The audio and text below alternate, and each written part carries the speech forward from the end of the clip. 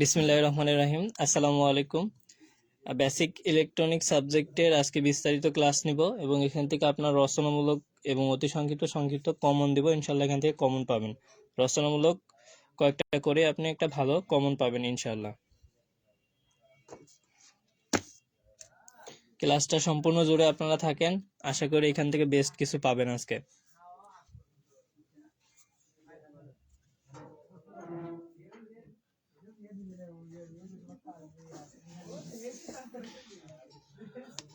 মূলত দেখেন, আমাদের এইখানে বেসিক ইলেকট্রনিক্স 2022 প্রবিধান, এখানে আমাদের 60 মার্কের সেমিস্টার ফাইনাল পরীক্ষা হবে, ঠিক আছে? কারণ এটা হচ্ছে 3 ক্রেডিটের সাবজেক্ট, টোটাল হচ্ছে 150 মার্ক। আপনার 60 মার্ক হচ্ছে সেমিস্টার ফাইনাল হবে, আর বাকিগুলো হচ্ছে আপনার পলিটেকনিক টিচারদের হাতের মার্ক থাকবে।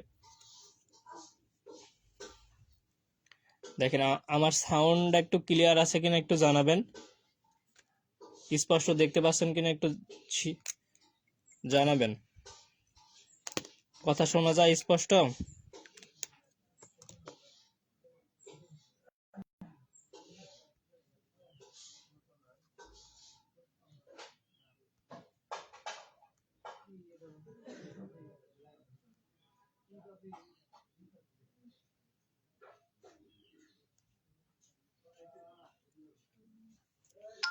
আচ্ছা, আপনারা যারা লাইভে যুক্ত আছেন, লাইভটা আমাদের গ্রুপ এবং অন্যান্য গ্রুপগুলোতে লাইভটা শেয়ার করেন, তাহলে সবাই ক্লাসটা দেখে উপকৃত হবেন।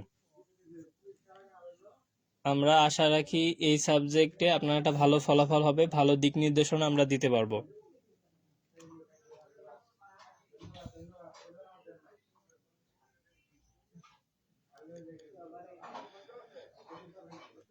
হ্যাঁ, আপনারা সবাই কেমন আছেন? এবং গতকাল ইংরেজি 2 পরীক্ষা হয়েছে, এখানে আপনারা কি কেমন পরীক্ষা দিয়েছেন?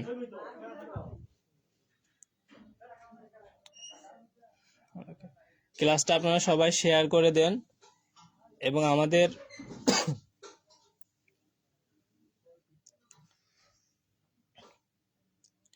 আচ্ছা, লাইভে যারা যুক্ত হচ্ছেন আপনাদের ডিপার্টমেন্টগুলো একটু লিখবেন, তাহলে পরবর্তী আপনাদের যে তৃতীয় সেমিস্টারের কোর্সগুলো আছে সেগুলো আমরা ওইভাবে সাজাবো, ঠিক আছে?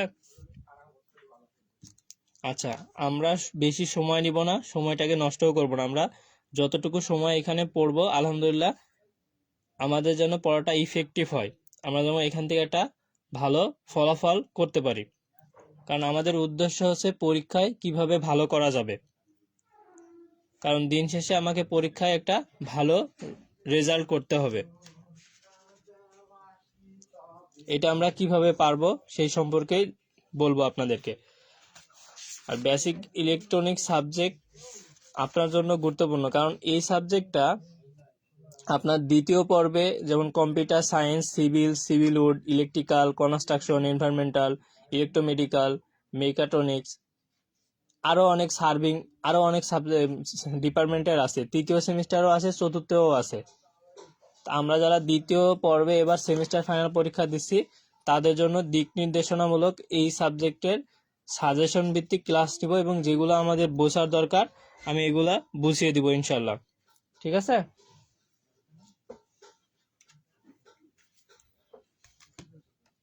আমরা যারা লাইভে যুক্ত হচ্ছি লাইভটা একটু সবাই শেয়ার করব,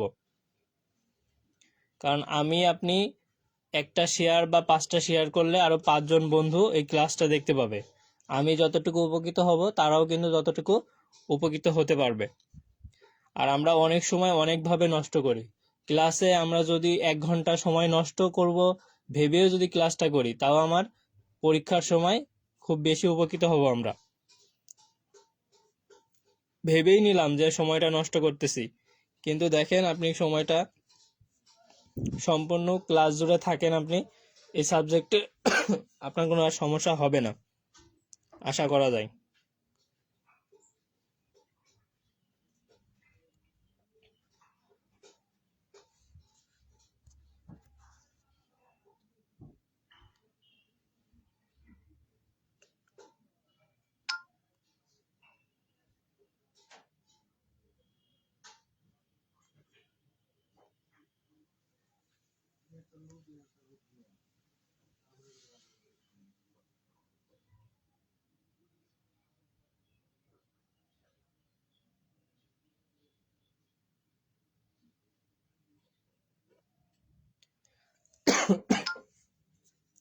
আপনারা যারা লাইভে যুক্ত আছেন আপনাদেরকে আমি বলছিলাম যে সারপ্রাইজ হিসেবে আপনারা কি চান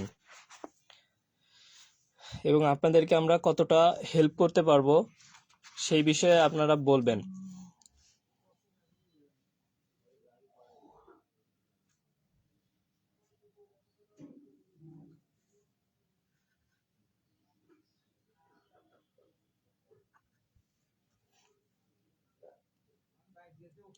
আচ্ছা, আমরা লাইভটাকে একটু বেশি বেশি শেয়ার করি, তাহলে দেখেন ক্লাসটা নিতেও ভালো লাগবে এবং আপনাদেরও ক্লাসটা করতে ভালো লাগবে। আর আপনার যেহেতু সেমিস্টার ফাইনাল পরীক্ষা, আপনার সাথে কিন্তু অনেক সহপাঠী একসাথে পরীক্ষা দেন, আপনারা কিন্তু চাইলে মেনশন দিয়ে তাদেরকে ক্লাসটা দেখার সুযোগ করে দিতে পারেন, কিন্তু আমি চাইলেও সবাইকে কিন্তু একসাথে করা সম্ভব না, কারণ আপনারা যদি সহযোগিতা করেন তাহলেই সম্ভব। তাহলে এই সাবজেক্টে আমি বললাম আমাদের 60 মার্কের পরীক্ষা হবে, সেমিস্টার ফাইনাল। টোটাল হচ্ছে আমার কত, 3 ক্রেডিট, 1 ক্রেডিট সমান 50 মার্ক, তাহলে আমার টোটাল হচ্ছে 150 মার্ক এখানে। আর আমার ফাইনাল পরীক্ষা হবে হচ্ছে 60 মার্ক।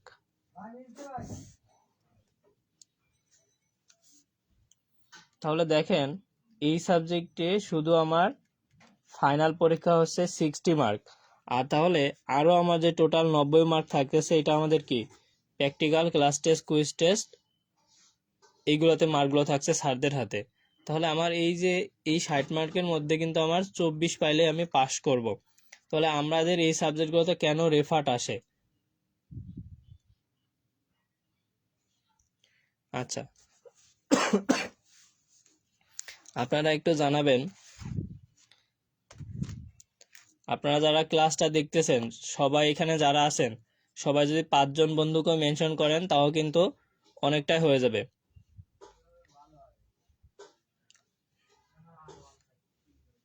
ক্লাসগুলো শেয়ার করেন আপনারা।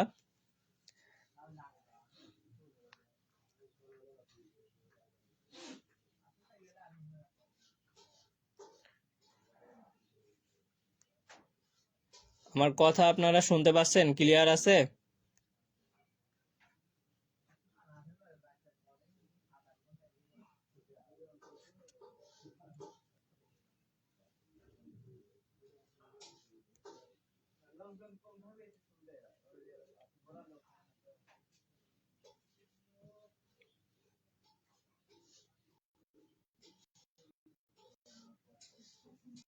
সবাই একটু জানাবেন আমার কথা ক্লিয়ার শুনতে পাচ্ছেন কিনা।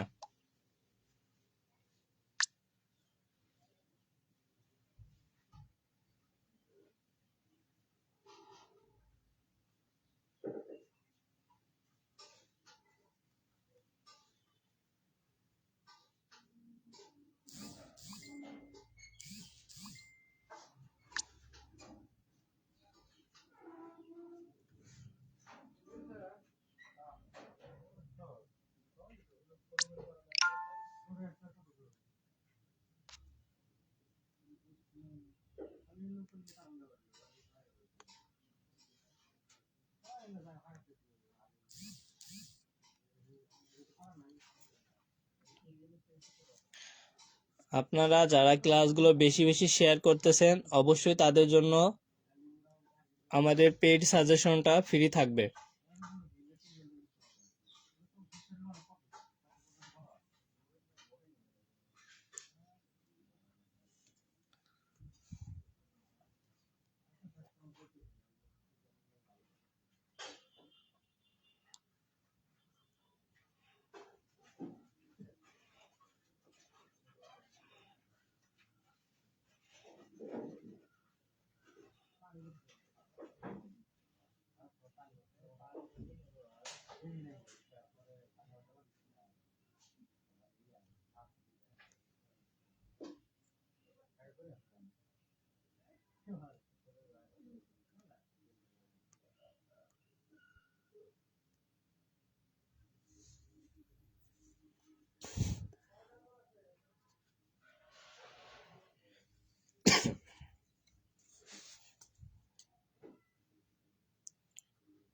আচ্ছা, আমরা খেয়াল করি।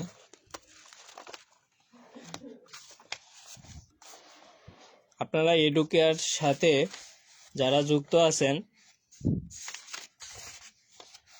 তাদের আমাদের সম্পর্কে একটু মন্তব্য কমেন্ট করবেন।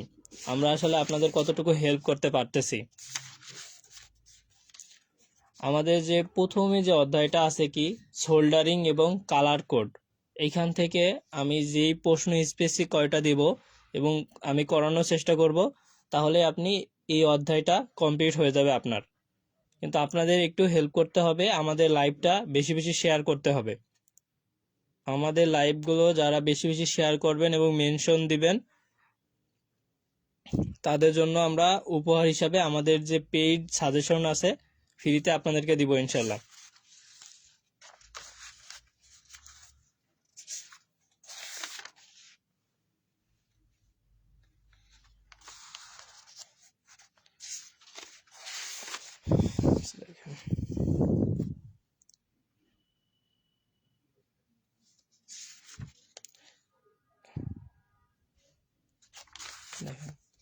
আমাদের যে প্রথম অধ্যায় আছে, আমরা এখান থেকে গুরুত্বপূর্ণ প্রশ্ন দিয়ে দিব এবং প্রশ্নটা আপনাকে সলিউশন সমাধান করে দিব এবং কিভাবে লিখবেন আমরা সেটাও বলে দিব। তাহলে আপনি সহজে এখান থেকে মার্কগুলো তুলতে পারবেন।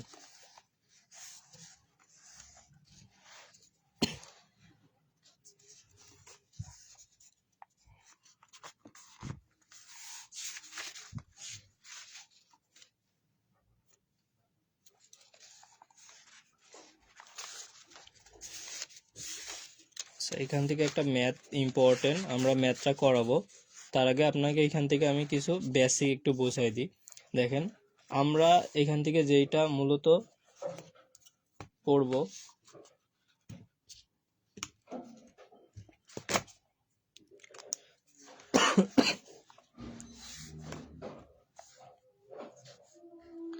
একটু খেয়াল করেন, আমাদের যে বেসিক ইলেকট্রনিক্সের প্রথম অধ্যায়টা আছে, এখান থেকে আমরা অতি সংক্ষিপ্ত জন্য মোস্ট ইম্পর্টেন্ট প্রশ্ন হচ্ছে সোল্ডারিং বলতে কি বোঝায়। সোল্ডারিং বিষয়টা কি, দেখেন আমি একটু যদি বেসিকটা আপনাকে বোঝাই, তারপরে এই অধ্যায় থেকে একটা ম্যাথ আছে, সেই ম্যাথটা আপনি আরো ভালো বুঝতে পারবেন এবং ম্যাথটা কখনো ভুল হবে না।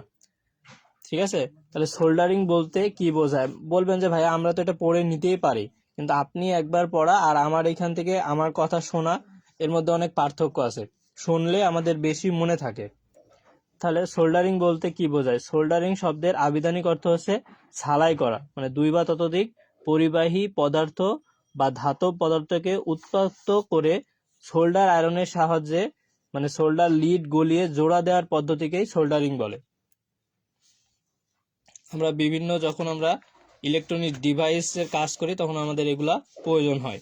তাহলে এটা এখান থেকে আমাদের ইম্পর্টেন্ট। আর একটা হচ্ছে কালার কোড কি অথবা কালার কোড পদ্ধতি কি। কালার কোড হচ্ছে আপনার রেজিস্টারের গায়ের রং দেখে রেজিস্টারের মান নির্ণয় করার পদ্ধতিকেই কালার কোড পদ্ধতি বলে। দেখুন, আমি আপনাকে যদি ম্যাথ করাইতাম, যদি বলতাম যে কালার কোড, তাহলে আপনি বুঝতেন না অথবা বুঝতে সমস্যা হইতো। সেক্ষেত্রে আপনাকে বললাম যে কালার কোড কি, কালার কোড পদ্ধতি কি কি। তাহলে আপনার রেজিস্টারের গায়ের রং দেখে রেজিস্টারের মান নির্ণয় করার পদ্ধতি হচ্ছে কালার কোড পদ্ধতি। আর একটা এখানে ইম্পর্টেন্ট প্রশ্ন হচ্ছে অ্যাভোমিটার কাকে বলে। ঠিক আছে, এটা দিয়ে কি করা হয়? কারেন্ট, ভোল্টেজ, রেজিস্ট্যান্স, এই তিনটি ইলেকট্রিক্যাল রাশি যে মিটারের মাধ্যমে পরিমাপ করা যায় সেটাই হচ্ছে আমার অ্যাভোমিটার। আর এটা হচ্ছে 2 আর 5 রেজিস্টারের মান নির্বাচন করো। এই হচ্ছে 2/5 রেজিস্টারের মান হচ্ছে 2.5 ওহম। আচ্ছা, যারা লাইভে যুক্ত আছেন লাইভটা একটু শেয়ার করবেন আপনাদের গ্রুপ এবং আপনাদের ফ্রেন্ডদের মাঝে। আর আমার বিষয়ে আপনারা জানেন, দেখেন অনেকেই প্রশ্ন করেন, আমি ডিপ্লোমা কমপ্লিট করে ফেলেছি হচ্ছে 2020 সালে। 20 অথবা আপনারা যদি বলেন তাহলে কি বলে 20কে আর একটা কি বলে 20 নাকি? তাহলে 2020 সালে আমার ডিপ্লোমা কমপ্লিট হয়ে গেছে সিভিল ডিপার্টমেন্ট থেকে। আর আপনারা তো এখন দ্বিতীয় সেমিস্টার, ইনশাল্লাহ আস্তে আস্তে আপনাদেরটাও কমপ্লিট হয়ে যাবে। আর আমি আপনাদের যতটুকু দেখাবো এখান থেকে আপনি এতটুকু পড়লেই আপনার জন্য পরীক্ষা ভালো হবে। কিন্তু আপনাকে এটা রিভাইজ দিতে হবে, রিভিশন দিয়ে পড়তে হবে। আর সবার জন্য আমি যেটা বলতেছি, আপনারা লাইভটা বেশি বেশি শেয়ার করেন, বন্ধুদের মেনশন করেন, তাহলে আপনাকে আমরা আমাদের যে পেইড সাজেশন আছে সেটা আমরা ফ্রিতে দিয়ে দেব।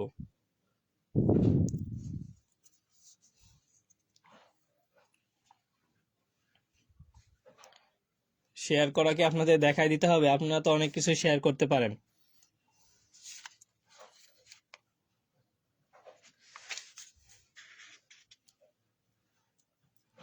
আচ্ছা, আমরা আপনাদের এই অধ্যায় থেকে যেটা দেখালাম, সংক্ষিপ্ত প্রশ্নতে আমি ম্যাথ দেখাবো, ম্যাথটা করাই দিব। তারপরে এখান থেকে আপনি একটু যেটা পড়বেন সেটা হলো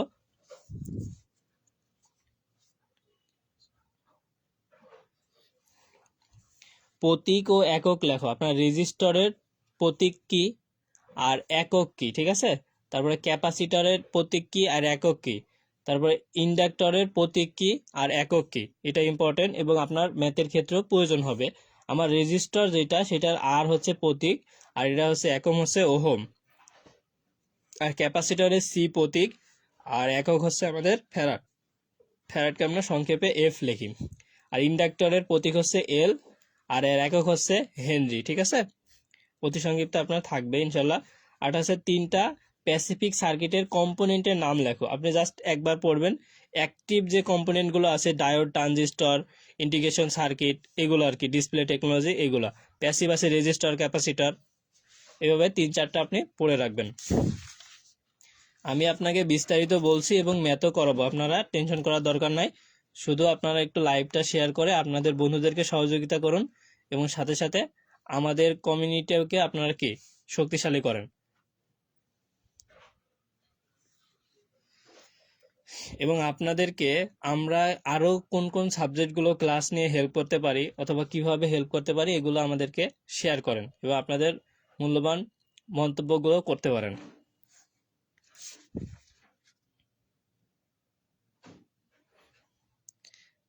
দেখেন, আমরা আপনাদের একটা বিষয়ে আজকে একটু বলি।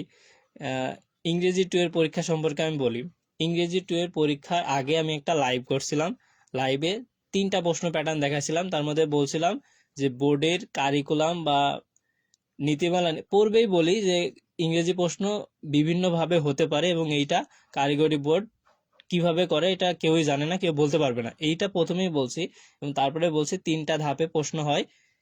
আমি বলছিলাম যে 10, 20, 30 এভাবে হয়, অথবা 15-15 করে হবে, 15-15 আর 30। আর একটা স্পেসিফিক ভাবে আমি দেখাইছিলাম লাইভে যে আমার 20 মার্ক এ পার্ট, বি পার্ট 20, আর সিতে 20 পার্ট। দেখেন এই টাইপটা পুরোটাই আসছে এবং নেলসন ম্যান্ডেলাটাকে আমি হাইলাইট করে দিয়েছিলাম, এটাও আসছে। এবং ভয়েস আপনার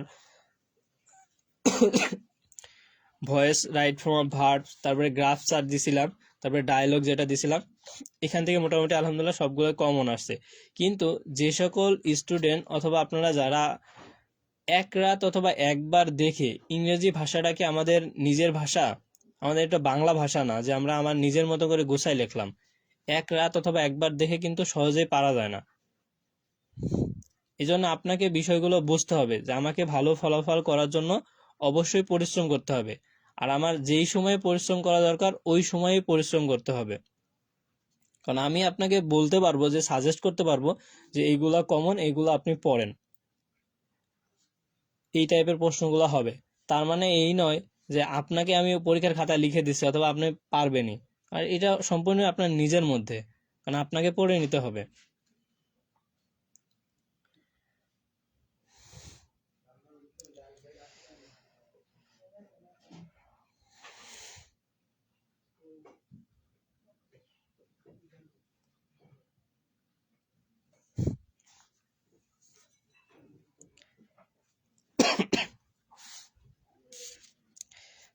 আচ্ছা, তাহলে সংক্ষিপ্ততে আমি কি বলছি, ম্যাথ করাবো, ম্যাথ অবশ্যই আসবে, ঠিক আছে?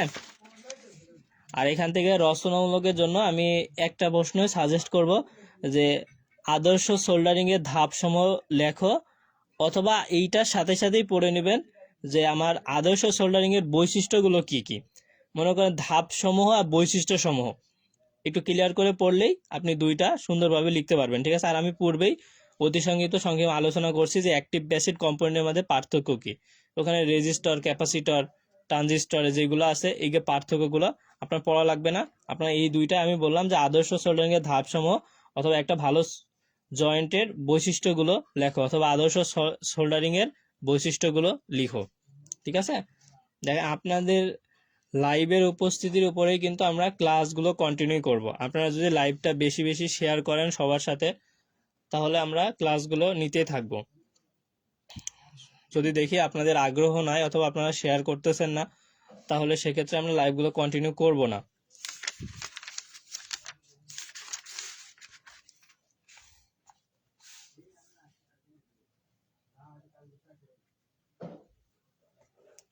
আচ্ছা দেখেন, আপনাদের আমি এখান থেকে একটা ম্যাথ দেখাবো, তারপরে অন্য কিছু। ঠিক আছে,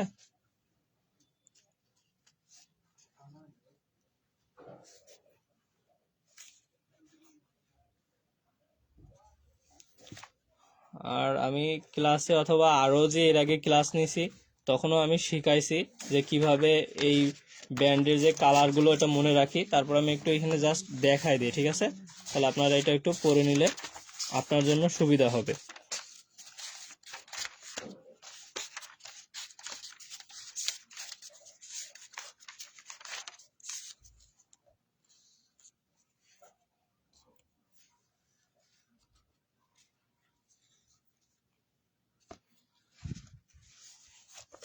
এখানে একটু খেয়াল করেন, সবাই মনোযোগ দেন।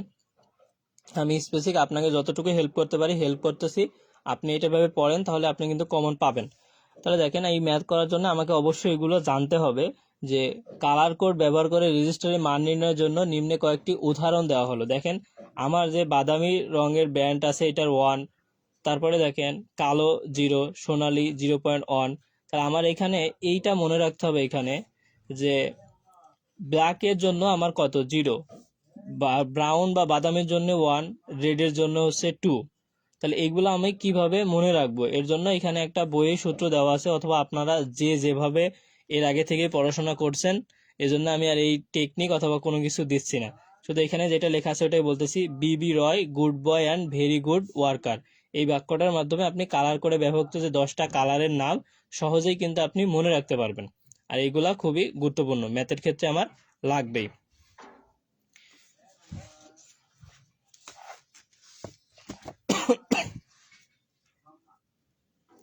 তাহলে এখান থেকে এখন দেখেন,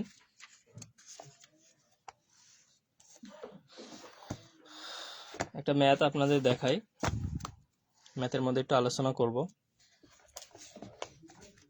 আর আপনারা যেগুলো পারেন আমাকে বলবেন। হ্যাঁ,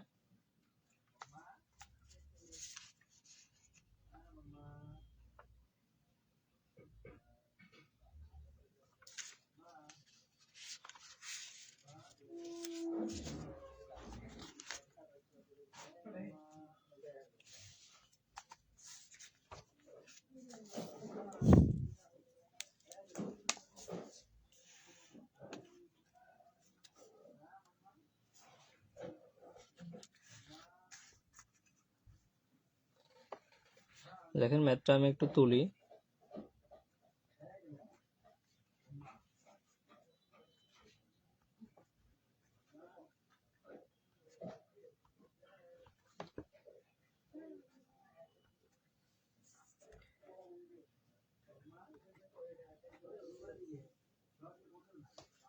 একটা রেজিস্টারের গায়ে 4টি রং আছে।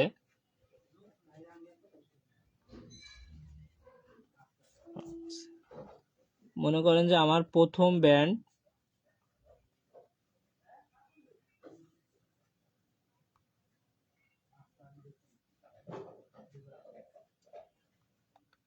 প্রথম ব্যান্ডে আছে হলুদ, তারপর আমি এইভাবেই লিখতেছি আপনি বোঝার জন্য। দ্বিতীয়তে আছে আপনার বেগুনি,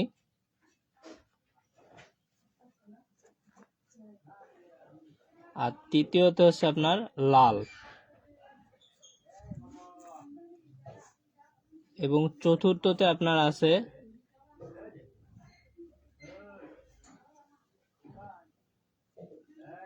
চতুর্থ ব্যান্ড, অথবা এটাকে আপনি কি বলবেন, টলারেন্স ব্যান্ড। ঠিক আছে, চতুর্থ ব্যান্ড অথবা টলারেন্স ব্যান্ড। তাহলে আমার টলারেন্স ব্যান্ডের যে কালারটা বলছে এই জায়গায় কি রূপালি, এটা খুবই মার্ক করে রাখার মতো। ঠিক আছে, এইটা আমাকে বুঝতে হবে, রূপালি সোনালি যেটাই থাকে। আমার এখানে দিয়ে দিছে কি রূপালী অথবা সিলভার। যদি থাকে মানে রূপালী থাকে, তাহলে উক্ত যে রেজিস্টার, এই রেজিস্টারের মান ও কালার কোড অনুসারে নির্ণয় করো। তাহলে বলছে এই রেজিস্টারের মান, প্রশ্ন আগে ভালো করে আমাকে বুঝতে হবে, কালার কোড অনুসারে বের করো।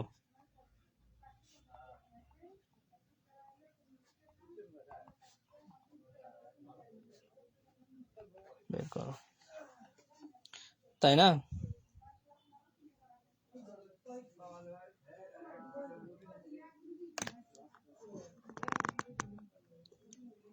দেখেন আমরা স্পষ্ট ক্লিয়ার দেখতে পাচ্ছি।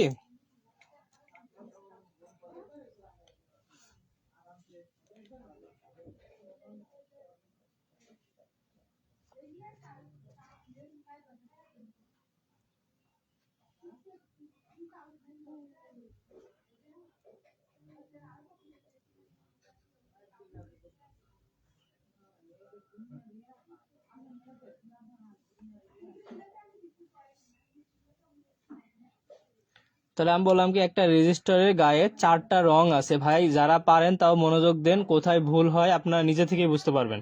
একটা রেজিস্টার গায়ে 4টা রং আছে।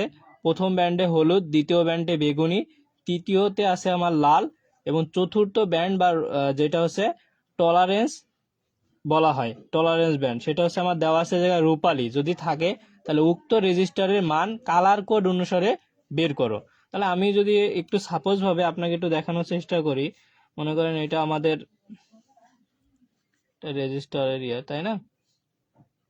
তাহলে প্রথমে আমাকে বলছে কি এইটাতে আমার আছে হচ্ছে, সাপোজ আমি একটু ইয়ে করতেছি, হলুদ কালার আছে। তারপরে যে আমার ব্যান্ড সেটাতে আমার আছে হচ্ছে বেগুনি। তারপরে যেটা সেটা আমার আছে কি রং বলছে আমাকে, লাল। আর তারপরে আমাকে একটা দিছে সেটা হচ্ছে টলারেন্স বা ইয়া, সেটা হচ্ছে আমার কি দিছে আমাকে, রূপালী। এইটা একটু বুঝতে হবে, এখানে সবাই ভুল করেন। হ্যাঁ, রূপালী বলছে রেজিস্টারের মান কালার কোড অনুসারে নির্ণয় করো। তাহলে আমার প্রথম ব্যান্ড যেটা আমার আছে হলুদ, তো হলুদের যে কালার কোড ব্যান্ড সেটা আমাদের কত, 4। ঠিক আছে, এটা আমরা ভাই আমি কিছুক্ষণ আগে দেখালাম হলুদের কিভাবে 4। ব্ল্যাক বললাম কি বিবি রয়। আপনার যেভাবে মনে রাখে ওইভাবে মনে রাখেন, আমি বলতেছি না টেকনিক, কারণ প্যাচ লাগানোর জন্য। কারণ আমি এইভাবে, আপনি যেভাবে পারেন এতদিন তো পড়ছেন, এই জন্য এখন আমি প্যাচ লাগানোর জন্য আর কোনো কিছু বলতেছি না। ব্ল্যাক আমাদের মানে কালো হচ্ছে 0, বাদামি হচ্ছে 1। একটা এইভাবে মনে রাখতে পারেন যে কালো আমার 0, কিন্তু সাদা হচ্ছে আমার 9, কারণ কালোর বিপরীত সাদা। এটা এই দুইটা এইভাবে মনে রাখলেন। তারপরে আমার ব্রাউন হচ্ছে 1 আর লাল হচ্ছে 2। ঠিক আছে, আর 3 হচ্ছে আমার কমলা, এভাবে আমি জানি। কিন্তু আমাদের এখন লাগবে হলুদ। হলুদের কালারটা কত আমার জানি, হলুদ ব্যান্ডের জন্য কালার কোড কত আমার, 4। তাহলে আমি এটার সমাধান লিখি। আমি একটু ভেঙে করানোর চেষ্টা করছি, আপনি চাইলে একবারও করতে পারেন। তো হলুদ ব্যান্ডের জন্য কোড আমার কত, আমি এখানে লিখি প্রথম ব্যান্ডে জন্য কোড, বা প্রথম হলুদের জন্য কোড। ঠিক আছে, তা আমার হচ্ছে 4। প্রথম ব্যান্ডে আমার মানিত হলুদ। দ্বিতীয় ব্যান্ডের জন্য কোড হচ্ছে আমার কত, দ্বিতীয় ব্যান্ড কে আছে, বেগুনি। বেগুনি হচ্ছে আমার 7।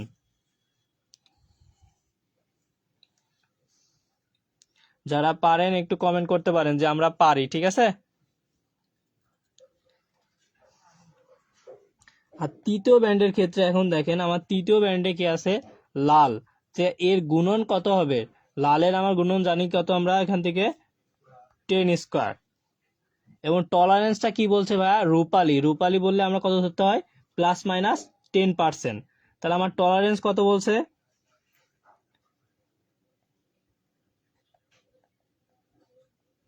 টলারেন্স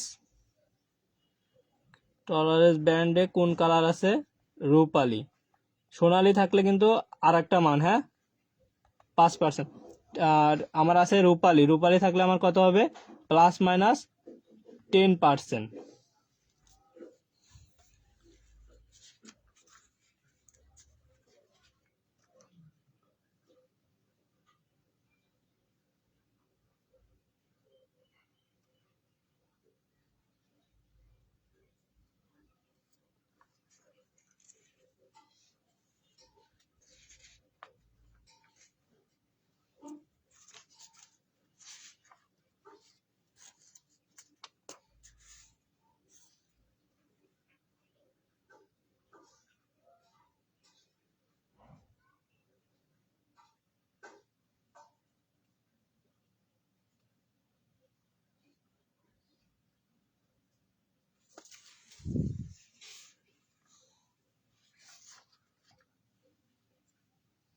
তাহলে এখন খেয়াল করেন, আমরা এখান থেকে একটু সূত্রের মাধ্যমে আমরা দেখাই, তাহলে রেজিস্টারে আমার মান কত হবে। অতএব রেজিস্টারের মান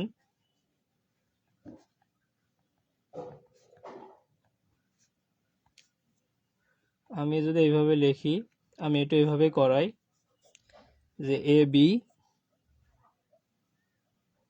গুণন সি প্লাস মাইনাস 10%। তাহলে আমার এ বি কি, এই যে প্রথমে ব্যান্ডে এটা হচ্ছে A4, দ্বিতীয়টা কি আমাদের 7 ইন্টু সি, আমার দেখেন তো আছে কি 10 স্কোয়ার, তাহলে আমি 10 স্কোয়ার লিখতে পারি অথবা 100 লিখতে পারি। আচ্ছা 10 স্কোয়ারে লিখলাম, সমস্যা নাই। প্লাস মাইনাস 10%, কার 10%। তাহলে এখন এই জায়গাটা একটু খেয়াল করেন, অনেকে আমরা এখানে মিস্টেক করি।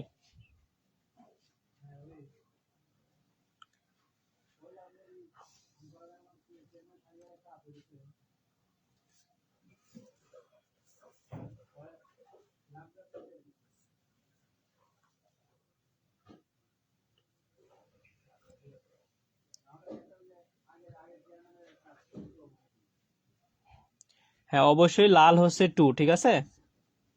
আমাদের এখানে লালটা কয় নম্বরে আছে, 3 নম্বরে আছে না।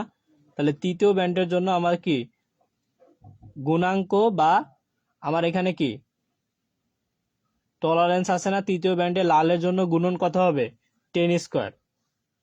আমি এখানে লিখে দিই লালের জন্য গুণাঙ্ক অথবা গুণন, ঠিক আছে।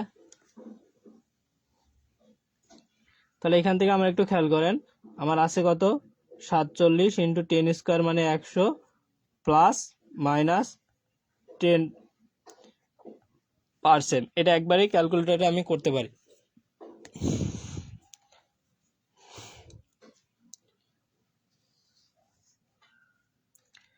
সাতচল্লিশ গুণন 10 স্কোয়ার দিলে আপনারা দেখেন কত আসতেছে 4700।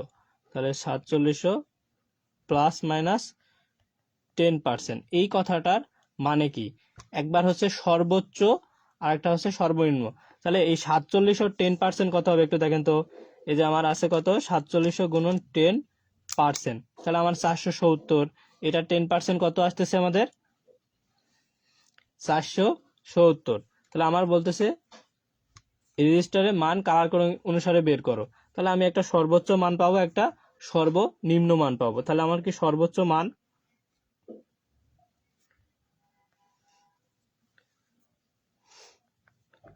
কত আমার আছে 4700 প্লাস এটা 10% করলে আমরা কত পাইছি 470, আর এটার এককটা আমাদের কি হবে ওহম, পূর্বে আমি পড়াইছি। তাহলে আমার এখান থেকে কত 4700 প্লাস 470, তাহলে আমার কত হবে 4 7 11 মানে 5170। বা এটা কি আপনার এইভাবে লিখতে পারেন যে কিলো ওহম না, এটা আপনি যদি এটা লিখতে চান তাহলে 5.17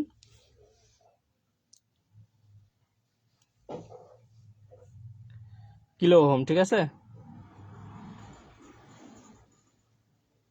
লিখতে পারেন আপনি।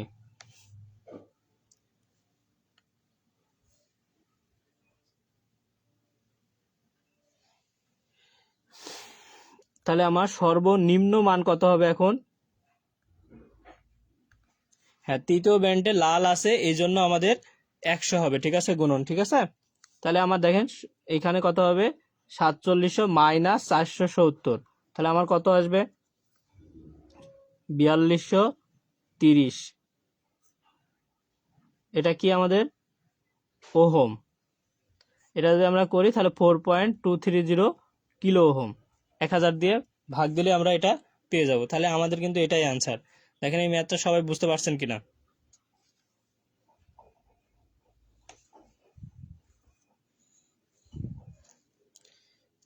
লাইভে যারা যুক্ত আছেন একটু জানাবেন, কমেন্ট করবেন কে কয়টা লাইভ শেয়ার করছেন, কয়টা গ্রুপে দিছেন। এই টাইপের ম্যাথ কি আরো করাইতে হবে, না এটা আপনি বুঝতে পারছেন, পারবেন? একটা ম্যাথ থাকবে ইনশাল্লাহ।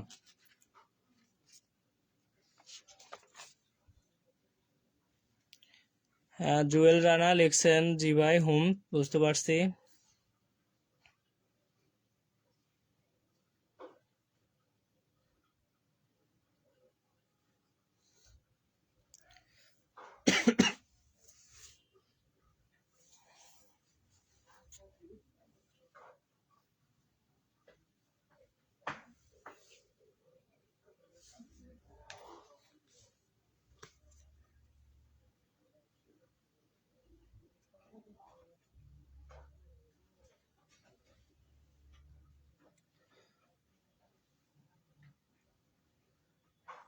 সাবিবা, জি বুঝতে পারছি। নাজমুল হোসেন ভাইয়া, আর একবার আমি পরে আসছি, ঠিক আছে।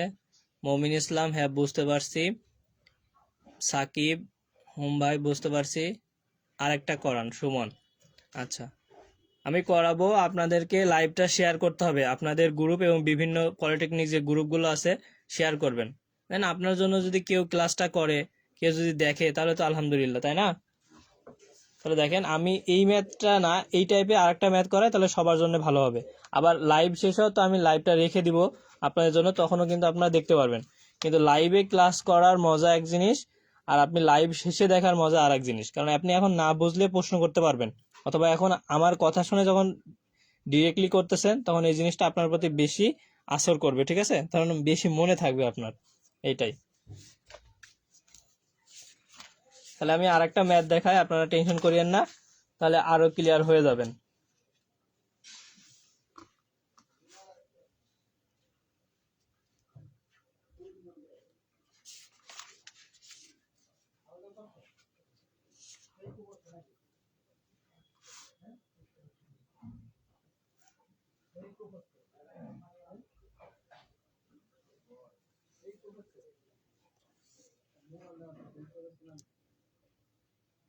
হ্যাঁ, আপনি একেবারে করলেও হবে, চিত্র আঁকাতে হবে না, চিত্র লাগবে না। দেখেন আমার যদি একটা রেজিস্টার থাকে,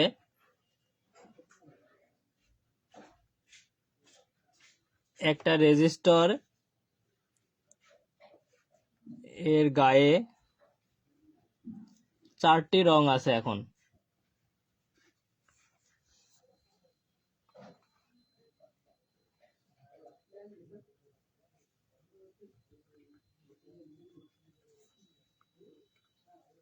প্রথমটা আমাদের কি,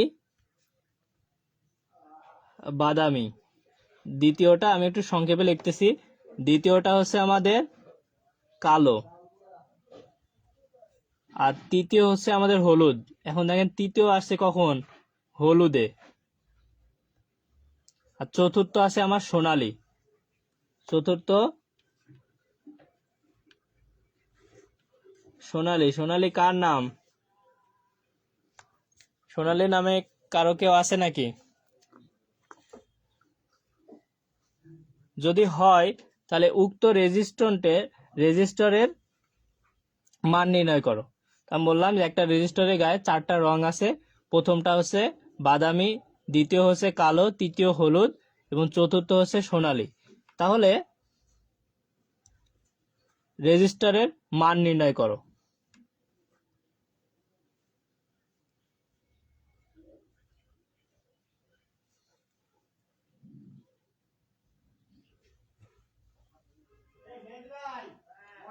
মান নির্ণয় করো, ঠিক আছে? দেখেন আমি এখন কিন্তু চিত্র না আঁকায় আপনাকে বোঝাই দেবো, ঠিক আছে? তাহলে আমি কিভাবে করবো ভাইয়া, প্রথমে আপনি সমাধান লিখবেন। সমাধান লেখার পরে কি লিখবেন, প্রথম রেজিস্টারের গায়ে 4টা রং আছে, ভালো কথা। তো প্রথম রংটা কি ভাইয়া, বাদামি। তাহলে আপনি লেখেন প্রথম ব্যান্ড, তার মানে আমি লিখলাম বাদামি। প্রথম ব্যান্ডে কি আছে, বাদামি। বাদামির কোড কত আমরা জানি 1। দ্বিতীয় ব্যান্ডে কি আছে ভাইয়া, কালো। কালোর কত কোড কমেন্ট করেন তো, কালো সমান কত, 0। তাহলে আমার হলুদ, হলুদটা আমার কি তৃতীয় পর্যায়ে আছে না এবার, তাহলে হলুদের গুণন কত হবে এখানে, 10⁴, 10⁴। আর টলারেন্স হিসাবে কি আছে আমার এখানে, সোনালী কালার। চতুর্থ আছে কেটা, টলারেন্স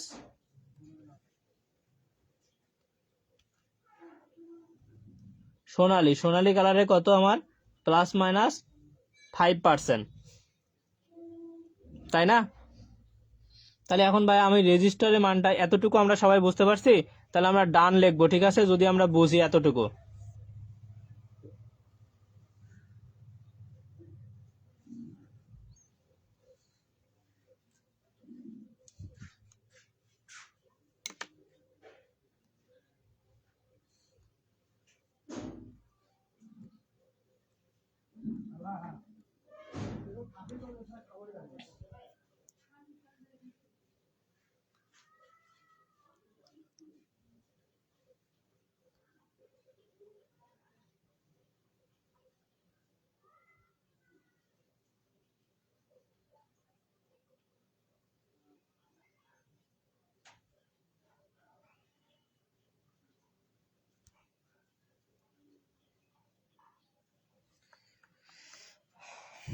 আচ্ছা, আপনাদের সবার জন্য যারা লাইভে যুক্ত আছেন, একদম একটা কি মেগা অফার বলে যেটা, ঠিক আছে, একদম বিগ ডিল, ঠিক আছে।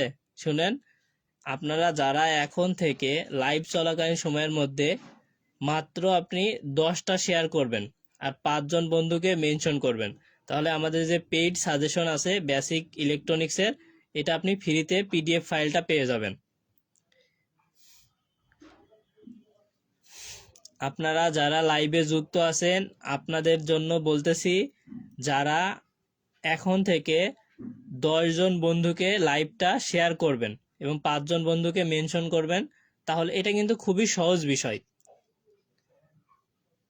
আপনি ফ্রিতেই আমাদের পেইড সাজেশনটা পেয়ে যাবেন।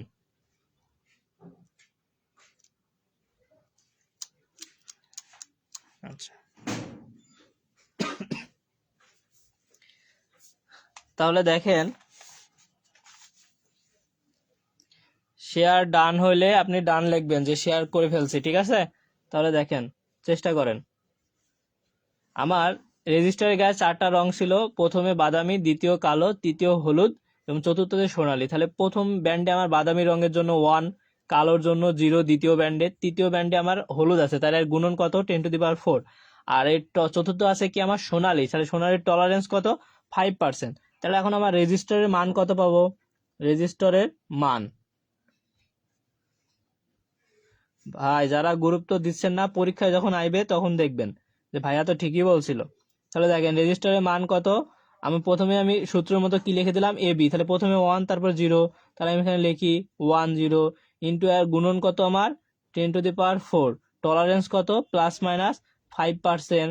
দেখেন যা আছে আমি তাই লিখছি, কোনো মুখস্থ কোনো কিছু না। তাহলে আমার এখানে দেখেন, এটা যদি আমরা ক্যালকুলেটরে করি তাহলে আমাদের কত আসবে, আমাদের ক্যালকুলেটর থাকলে আমরা এটা হিসাব করে নিব। তাহলে আমার দেখেন 10 × 10⁴, অনেকে এটা উঠাইতে পারেন না, 10⁴ মাথার পরে কিভাবে উঠাবেন একটু দেখে নেন। আমি আবারও টাইপ করতেছি 10 × 10⁴, এখানে দেখেন x⁴ মতো একটা চিহ্ন আছে, হ্যাঁ, এইটা দিলে এর উপরে উঠাইতে পারবেন। 10⁴ ইন্টু প্লাস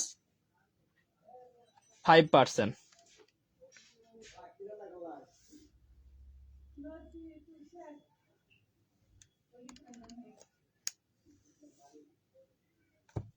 তাহলে আমার এখানে কত আসে, যদি এটা আসে তাহলে এইটার আমার ±5%।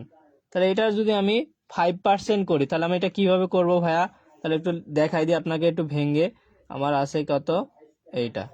তাহলে গুণন 5% মানে কি 5/100।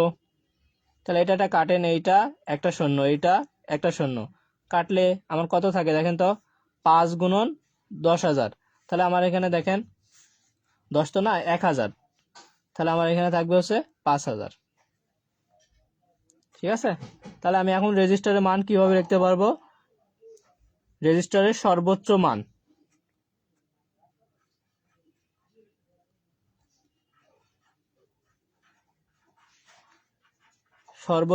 সর্বোচ্চ মান আমার কত হবে, প্রথমে পাইছি আমি কত,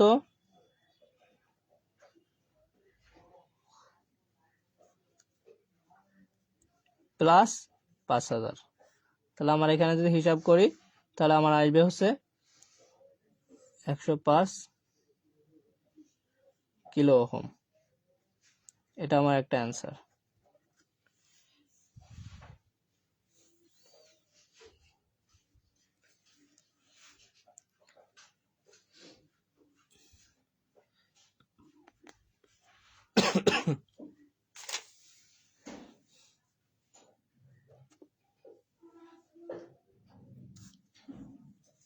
তাহলে রেজিস্টারের সর্বোচ্চ মান পেলাম, এখন সর্বনিম্ন মানটা আমি কিভাবে পাবো ভাইয়া, সর্বনিম্ন মান আরো সহজ ভাইয়া, কিভাবে, ওইটা থেকে খালি বাদ দিব। তাহলে আমার -5,000। তাহলে আমি এটা কত পাবো, এটা যদি বেশি হয় তাহলে 105 কিলো ওহম হয়, তাহলে এটা কম হবে। তাহলে আমার হিসাব করলে তো 95 আসে না কিলো ওহম। এটা আমার অ্যান্সার। দেখেন, শুধু আপনার এই জায়গায় কাজ কি, কোন রঙের কত কোড এটা জানা, আর এই একটা ফরম্যাট, তাহলে আপনি যেই টাইপের ম্যাথ আসুক পারবেন। এখন আপনারা বলেন এই ম্যাথ সম্পর্কে কারো কোনো সমস্যা আছে কিনা। হ্যাঁ, মমিন ইসলাম লিখছেন সর্বোচ্চ এবং সর্বনিম্ন, ওকে আপনার।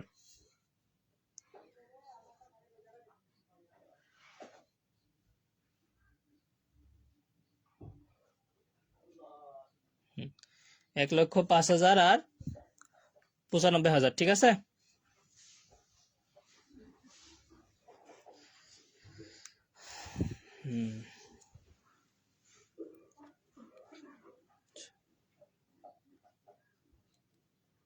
আপনারা কি লাইভ শেয়ার করতে ব্যস্ত হয়ে গেলেন? সুমন লেখছেন ভাই, বুঝছি ভাই, ধন্যবাদ ভাই।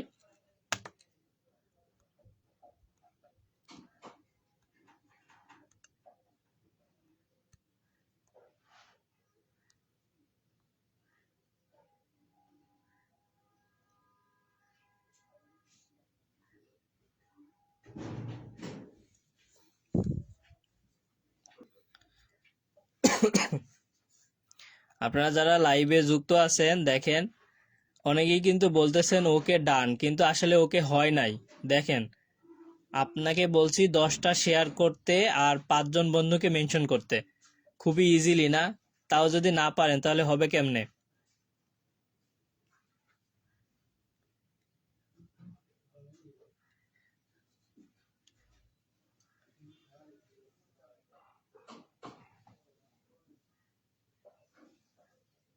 নাজমুল হোসেন লিখছেন বুঝছি ভাইয়া। ওকে, তাহলে আমাদের এইখান থেকে আমরা মার্ক কনফার্ম, আমরা এখান থেকে পাবোই পাবো, ঠিক আছে। তাহলে ভাইয়া এটা যদি আমরা বুঝি তাহলে পরে আমরা যাই দেখি।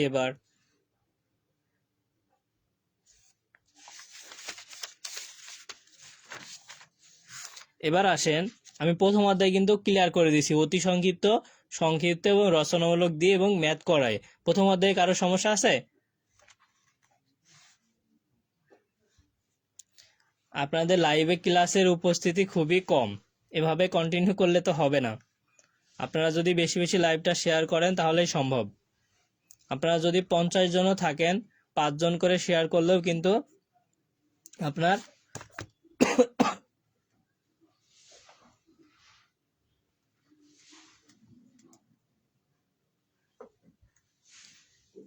বুঝতেছেন আমি কি বললাম? আপনারা যদি 50 জনও থাকেন, 5 জন করে যদি শেয়ার করেন তাও কিন্তু 250 জন হবে। 2টা করে কমেন্ট করলেও কিন্তু অনেক কমেন্ট। তাহলে আপনারা দেখেন একটু, প্রথম অধ্যায়ে যদি আপনার ডান হয় তাহলে 1 ওকে লেখেন।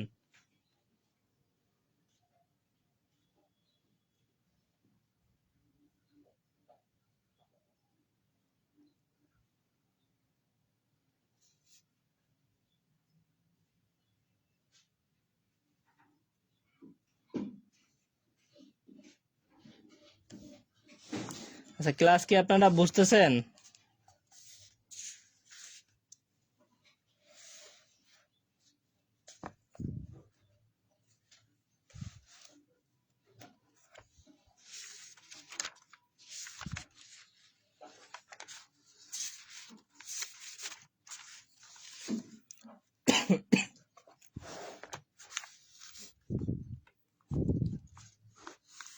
আচ্ছা, দ্বিতীয় অধ্যায়ে আসেন। দ্বিতীয় অধ্যায় হচ্ছে আমাদের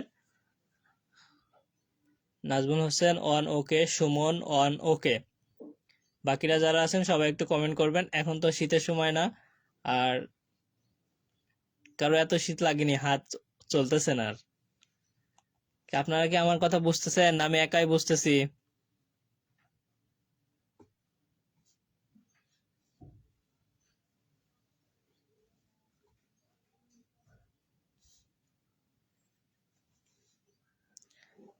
আপনারা যে যে কয়টা পলিটেকনিক গ্রুপে যুক্ত আছেন সব জায়গায় শেয়ার করেন। দেখেন আপনার দ্বারা কিন্তু আরেকটা ফ্রেন্ড উপকৃত হবে এবং আমরা আপনাদেরকে একটা বেশি সাপোর্ট দিতে পারবো। তাহলে দ্বিতীয় অধ্যায় যেটা আমাদের আছে, খুবই ইম্পর্টেন্ট একটা অধ্যায়। এখান থেকে আমাদেরকে জানতে হবে সেমিকন্ডাক্টর আসলে বিষয়টা কি। সেমিকন্ডাক্টর এই বিষয়টা আসলে কি আর কি জিনিস। সেমিকন্ডাক্টর বিষয়টা হচ্ছে এমন, আপনার মানে যে সকল পদার্থর বিদ্যুতিক পরিবাহিতা পরিবাহী এবং অপরিবাহীর মাঝামাঝি, সেটাই হচ্ছে আমার সেমিকন্ডাক্টর। তাহলে আমি কি বললাম, মানে মাঝামাঝি অর্ধপরিবাহীর মতো আচরণ করে। কি যেমন যে সকল পদার্থের বৈদ্যুতিক পরিবাহিতা পরিবাহী এবং অপরিবাহীর মাঝামাঝি, সে কোনো দিকেই না, না ভালো না খারাপ, ঠিক আছে, এরকম একটা আছে না, বলেন না কি মোটামুটি। পরীক্ষা কেমন হয়েছে তোমার? না তো মোটামুটি। হ্যাঁ, সেকেন্ড চ্যাপ্টার শুরু করছি ভাইয়া। ওকে, তাহলে এখন দেখেন সেমিকন্ডাক্টর কাকে বলে। যে সকল পদার্থের বৈদ্যুতিক পরিবাহিতা পরিবাহী এবং অপরিবাহীর মাঝামাঝি তাকে সেমিকন্ডাক্টর বলে। তাহলে সেমিকন্ডাক্টর কোনগুলো ভাইয়া? যেমন হচ্ছে জার্মানিয়াম, সিলিকন, কার্বন, এগুলো হচ্ছে আমার কি সেমিকন্ডাক্টর। তাহলে দেখেন এই প্রশ্নটা আপনি বাসায় 3 থেকে 4 বার পড়েও কিন্তু ওইভাবে ইফেক্টিভ হবে না। কিন্তু আমি আপনাকে বললাম যদি আপনি ক্লাসটা মনোযোগ সহকারে করেন, আমার কথাগুলো শুনেন, তাহলে আপনারা বুঝতে পারবেন। দেখেন আপনারা কি বুঝলেন না আমি একাই বুঝলাম?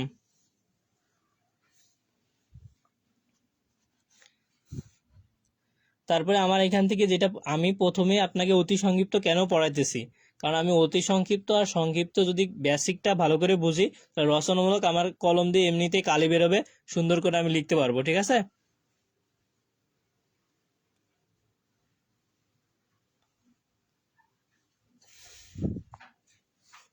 তাহলে একটু খেয়াল করেন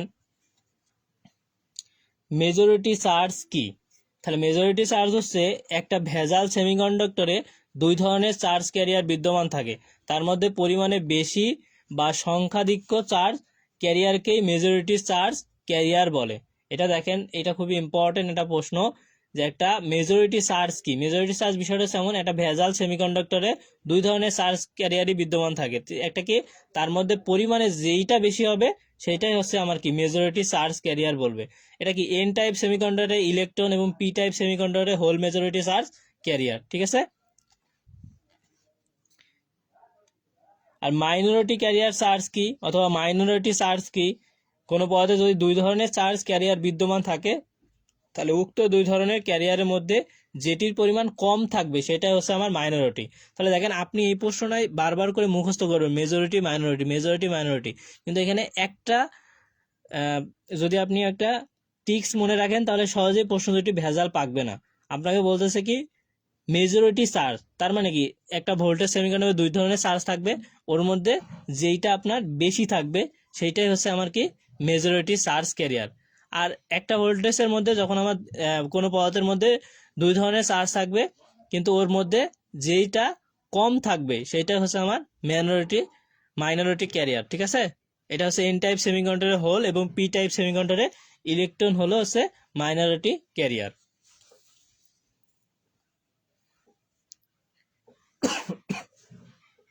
দেখেন মেজরিটি চার্জ, মাইনরিটি চার্জ, আপনারা বুঝতে পারছেন কিনা?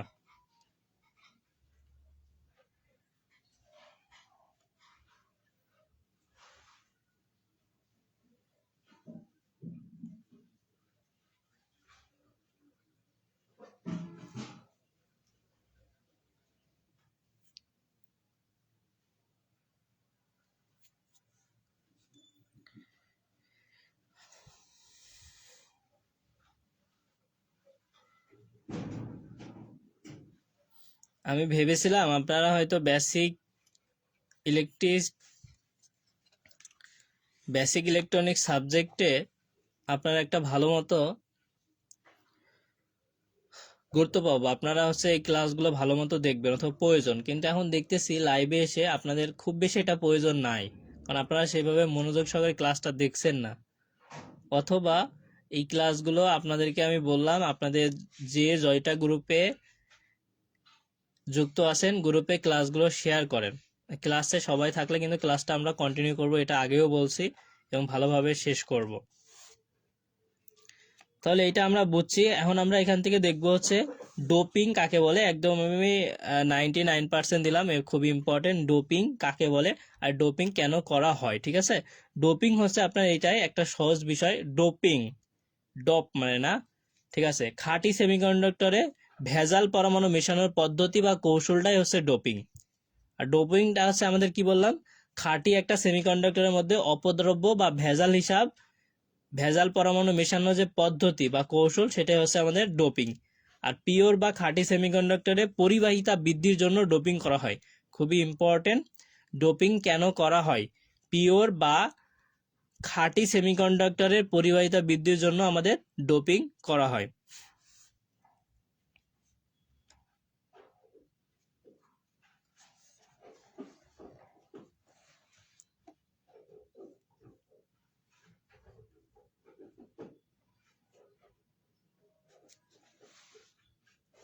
আচ্ছা, এখানে আরেকটা মৌলিক বিষয় আছে, একটু বোঝাই। এনার্জি ব্যান্ড কি, মানে এনার্জি ব্যান্ড বলতে কি বোঝায়, ঠিক আছে। এনার্জি ব্যান্ড কি এবং এনার্জি ব্যান্ড বলতে কি বোঝায়। পরমাণুতে যখন আমার কি ইলেকট্রন সমূহ নিউক্লিয়াসকে কেন্দ্র করে ঘুরতে থাকে, কিন্তু একটা সূত্রের সাহায্যে, কি 2n²। আর এই শক্তি স্তরগুলোই হচ্ছে আমার কি এনার্জি ব্যান্ড। এটি দুই প্রকার, একটা ভ্যালেন্স বন্ড আর একটা হচ্ছে কন্ডাকশন বন্ড, ঠিক আছে। তাহলে এখান থেকে আর একটা পড়বেন ত্রিযোজী মৌলে। হ্যাঁ, ত্রিযোজী মৌল আছে ব্রোন, গ্যালিয়াম, অ্যালুমিনিয়াম, ঠিক আছে। হ্যাঁ, মেগা ক্লাস আপনারা যতক্ষণ পারবেন আমি ততক্ষণই করাবো, সমস্যা নাই, ঠিক আছে। কারণ আমরা চাচ্ছি আপনাদের পরীক্ষাটা যেন ভালো হয়, যেহেতু আপনাদের 4 তারিখে পরীক্ষা। আমরা এই জন্যই কিন্তু দেখেন আজকেই ক্লাসটা নিচ্ছি, যেন আপনারা একটু ভালোভাবে প্রস্তুতিটা নিতে পারেন। এবং শুধু আপনি যারা ক্লাসটা দেখবেন তারা যদি আপনারা ভালো মতো পড়েন, তাহলে কিন্তু একটা ভালো কমন পাবেন।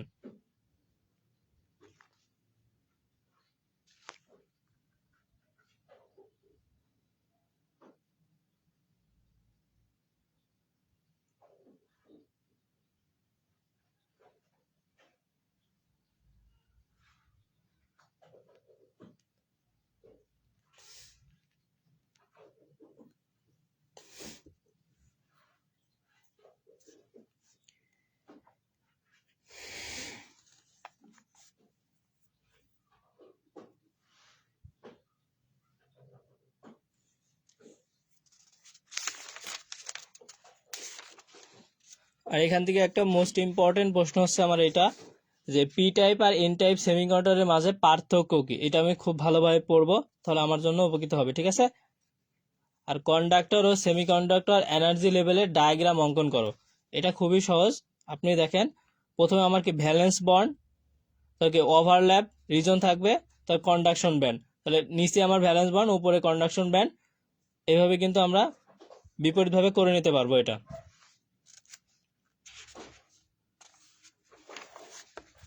আর এখান থেকে মোস্ট ইম্পর্টেন্ট প্রশ্ন আছে, আমি বোঝাবো, ঠিক আছে। তো দেখেন,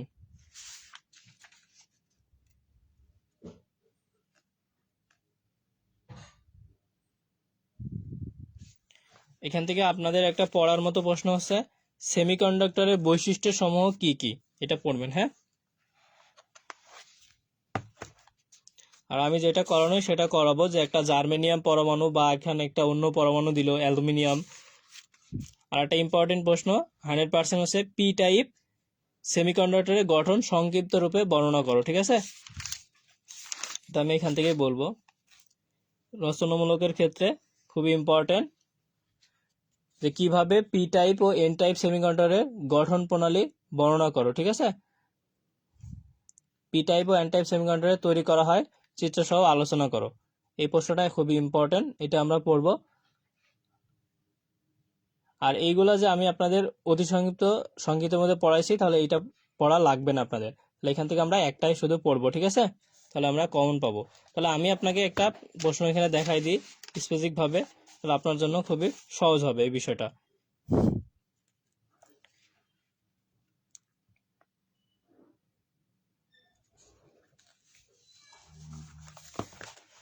আমি যেভাবে লিখবো আপনি সেভাবে পরীক্ষার খাতায় অ্যান্সার করলে খুব সহজে একটা ভালো ফলাফল করতে পারবেন। এখান থেকে প্রশ্নটা ইম্পর্টেন্ট।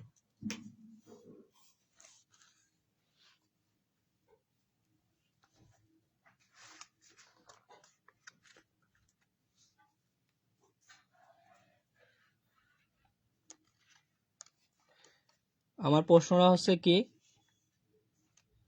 একটি জার্মেনিয়াম পরমাণুর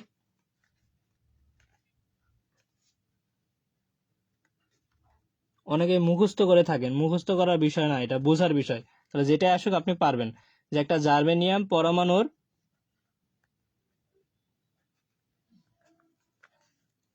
পারমাণবিক গঠন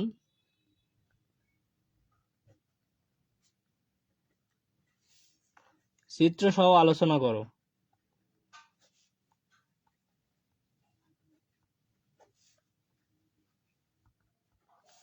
তাহলে আমার এখানে একটা পরমাণু দিছে, সেটা আমাদের কি দিছে, একটা জার্মেনিয়াম পরমাণুর গঠন চিত্র সহ আলোচনা করো। তাহলে এটা আমি কিভাবে করতে পারবো? তাহলে আমার প্রথমে জানতে হবে যে পরমাণুর পারমাণবিক ভরটা আমার কত। এটা হচ্ছে আমার কি, পারমাণবিক সংখ্যা হচ্ছে আমার কত, 32। তাহলে আমরা জানি জার্মানির পারমাণবিক সংখ্যা হচ্ছে 32, এবং এর যে ইলেকট্রন সমূহ কোন সূত্রের মাধ্যমে অরবিটে ভাগ করা থাকে, 2n²। পূর্বে আলোচনা করলাম, আমি একটু বলছি, তারপরে চিত্র সহ আমি বুঝাবো। হ্যাঁ, একটু এটা মনোযোগ সহকারে শুনেন, যে জার্মানিয়াম পরমাণুর পারমাণবিক সংখ্যা হচ্ছে 32, এবং এই যে ইলেকট্রন সমূহ আছে এটা কি 2n² সূত্রের মাধ্যমে বিভিন্ন অরবিটে ভাগ হয়। যেমন প্রথম শক্তি স্তর 2, প্রথম শক্তি স্তর 2n, n মানে কি শেল না, তাহলে আমার 1, তাহলে 2 1²। আবার যদি দ্বিতীয় শক্তি স্তর হয় তাহলে 2 × 2², তৃতীয় হলে কি 2 × 3², এভাবে হবে, তাই তো? তাহলে আমি একটু আপনাকে বোঝাই, বিষয়টা একটু খেয়াল করেন। আমার পরমাণু হচ্ছে আমার কে, এখন আমার জার্মেনিয়ামের কত বললাম আমি, 32 পারমাণবিক সংখ্যা। এই যে একটা আমার জার্মেনিয়াম পরমাণু, এখানে মনে করেন এটা সম্পূর্ণ আমার একটা জার্মেনিয়াম পরমাণুর আমি একটা চিত্র দিলাম এখানে। এখন আমার এইগুলা কি একটা শক্তি স্তরের মাধ্যমে এর চারপাশে ঘুরতে থাকে, তাই না? তাহলে আমরা এখান থেকে দেখি, তাহলে প্রথম শক্তি স্তর আমার কি জানি, আমরা ইলেকট্রন সমূহ 2n² সূত্র অনুসারে বিভিন্ন অরবিটে ঘুরতে থাকে। এইভাবেই লিখবেন আপনি। এই যে উত্তর লেখার পরে আমি যেটা মুখে বললাম একটু লিখে নিলে হয়ে যাবে। ঠিক আছে, যে প্রথমে কি লিখলেন, আমরা জানি যে জার্মানিয়ামের পারমাণবিক সংখ্যা হচ্ছে 32, আর ইলেকট্রন সমূহ হচ্ছে 2, আচ্ছা এখানে না, 2n² সূত্রের মাধ্যমে বিভিন্ন অরবিটে ভাগ হয়। তাহলে এখান থেকে দেখেন আমার জার্মেনিয়াম 32, তাহলে প্রথম শক্তি স্তর আমার এইটা, তাহলে এখানে আমার কয়টা থাকবে, 2টা, দুই পাশে দিলাম। প্রথম, এটা আমার কি দ্বিতীয় শক্তি স্তরের সূত্র অনুযায়ী আমি কি পাবো, 2 × 2², তাহলে 2 × 2 = 4, 4 × 2 = কয়টা, 8। তাহলে দ্বিতীয় শক্তি স্তরে আমরা কয়টা পাবো, 8টা, 2 4 6, এই যে 8টা। ঠিক আছে, তাহলে আমরা তৃতীয় শক্তি স্তর যদি দেখি, কারণ আমার তো 32, দুই শক্তি স্তর মিলে কয়টা হয়েছে, কেবল 10টা। তৃতীয় শক্তি স্তরে আমরা কত পাবো 2 ইন্টু 3 স্কোয়ার, 3 স্কোয়ার মানে 9, 9 দুগুণী কত আমার 18। তাহলে আমার তৃতীয় শক্তি স্তরে কয়টা পাবো আমরা এখানে 18টা। তাহলে 2 4 6 8 10 12 14 16 18, 2 4 6 8 10 12 14 16 18। এখন ভাইয়া আমরা যদি এখানে খেয়াল করি, এই যে জার্মানিয়ামের পরমাণুর যে পারমাণবিক গঠন চিত্র সহ আলোচনা, সেক্ষেত্রে আমার 32 প্রথম শক্তি স্তর 2 n স্কোয়ার, তার মানে এখানে 2টা, দ্বিতীয় শক্তি স্তর 2 n স্কোয়ার, তার মানে আমার এখানে আছে 8টা, পরে হচ্ছে আমার 2 n স্কোয়ার, n এর মান 3, তৃতীয় শক্তি স্তর, তার মানে কি 18টা। তাহলে আমার দেখেন 8 আর 2 10, আর এখানে আমার পাইছি কত 18। তাহলে দেখেন আমার হয়েছে কয়টা 28টা। তাহলে এখন আমার 32 হইতে কয়টা বাকি আছে, আমি জাস্ট কিন্তু এটাই লিখবো। তো জার্মানিয়ামের ভ্যালেন্স যোজ্যতা ইলেকট্রন কয়টা হবে আমরা কিভাবে বুঝবো। এখন দেখেন আমার টোটাল হয়েছে কয়টা এখান থেকে, তাহলে আমি পরবর্তী যে শেল আছে আমার, এই শেলে সর্বশেষ শক্তি স্তরে আমার কয়টা থাকবে, এটা আমি এখানে একটু হালকা করে লিখে দিচ্ছি যে টোটাল আমার কত 32। তার মধ্যে আমার প্রথমে হচ্ছে 2 + 8 + 18, তাহলে এটা কত হয়েছে 10 আর 18 28, 32 থেকে 28 বাদ দেন, তাহলে আমার কয়টা থাকবে 4টি। তাহলে এই 4টি তো সর্বশেষ শক্তি স্তরে থাকবে, এই একটা, এই একটা, এই একটা, একটা। তাহলে আপনি কি মুখস্থ করে যাবেন যে আমার এখানে 2টা বসাবো, এখানে 8টা বসাবো? আপনার পরমাণু যতটা আপনার ইলেকট্রন থাকবে, পারমাণবিক সংখ্যা থাকবে, সেইভাবে আপনি এটা করতে পারবেন। দেখেন এই বিষয়টা সবাই বুঝতে পারছেন কিনা, না হলে আমি আরেকবার বলবো। তাহলে জার্মানিয়ামের সেমিকন্ডাক্টর পদার্থ আমি কিভাবে বলতে পারবো, কারণ শেষ শক্তি স্তরে কয়টা আছে 4টা ইলেকট্রন আছে, ঠিক আছে। ভ্যালেন্স যোজ্যতা ইলেকট্রন কয়টা জার্মানিয়ামের 4টা, 1 2 3 4।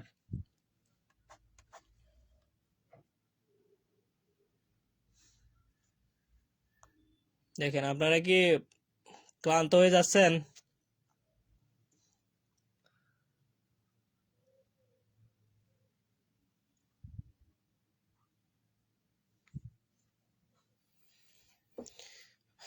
আপনারা যারা লাইভে যুক্ত আছেন ক্লান্ত হয়ে যাচ্ছেন নাকি, মন খারাপ করতেছেন, না কঠিন লাগছে, না সহজ লাগছে?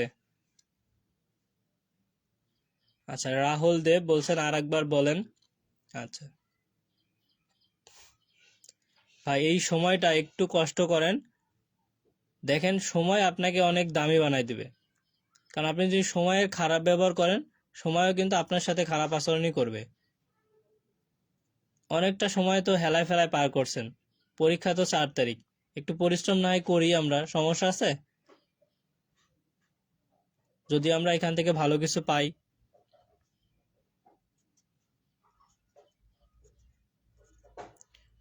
না ভাই, সহজ লাগছে, অন্যটা করান, আর একবার বলেন ভাই।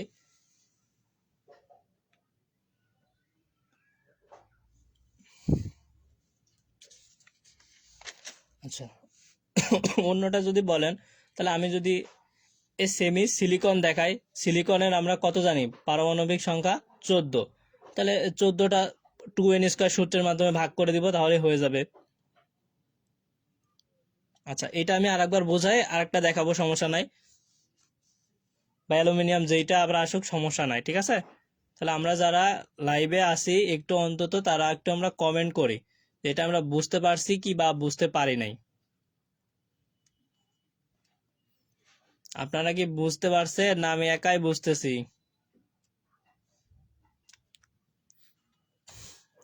দেখেন আমাদের প্রশ্নটা যখন এরকম থাকবে যে একটা জার্মানিয়াম পরমাণুর পারমাণবিক গঠন চিত্র সহ আলোচনা করো, অথবা এই জায়গায় জার্মানিয়ামের জায়গায় সিলিকন থাকলো বা অ্যালুমিনিয়াম, যে কোনো যেটা থাকুক, আমরা সেটা কিভাবে আলোচনা করব সেটাই বলতেছি।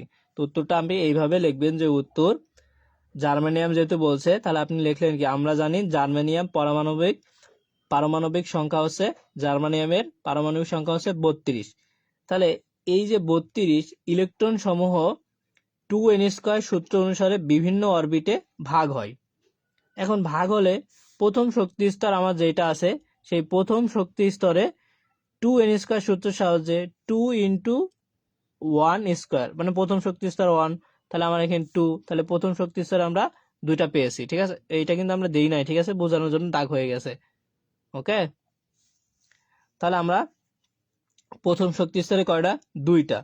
তাহলে এইভাবে আমার দ্বিতীয় শক্তি স্তরে কয়টা আছে? 2n², তার মানে কি 8টা।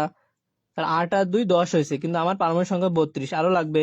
তাহলে তৃতীয় শক্তি স্তরে আমরা কয়টা জানি? 2 × 3², তাহলে আমার এখানে 18টা। তাহলে আমরা এখানে 18টা দিলাম। তাহলে 8 আর 2 10 আর 18, তাহলে আমার কত? 28টা হয়েছে। তাহলে আমার টোটাল 32টা। তাহলে সর্বশেষ শক্তি স্তরে আমার কয়টা থাকতেছে? 4টা।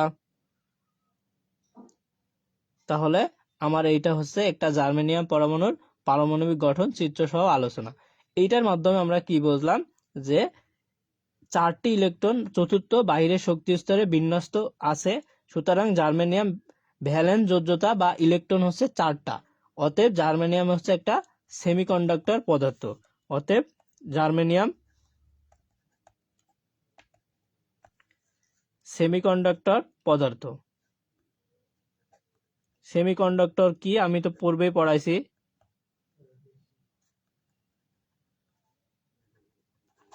পদার্থ, ঠিক আছে।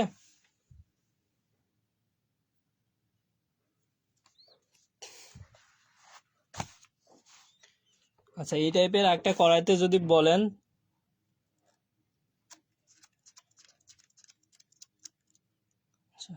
সিলিকনেরটা কি দেখাবো?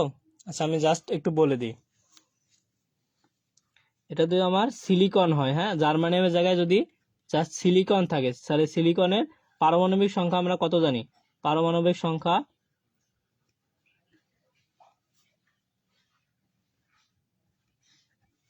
কত থাকে আমার সিলিকনের? 14। তাহলে এটা আমার কিভাবে হবে? তাহলে আমি প্রথমে একটা সিলিকনের পারমাণবিক সংখ্যা নিলাম, এখানে কত? 14। তাহলে প্রথম যে শক্তি স্তর সূত্র অনুযায়ী আমার কি হবে? 2n²। তাহলে প্রথম শক্তি স্তর আমার কয়টা? 2টা থাকবে। তাহলে দ্বিতীয় শক্তি স্তর আমার কয়টা থাকবে ভাইয়া? 2n², 2 × n²।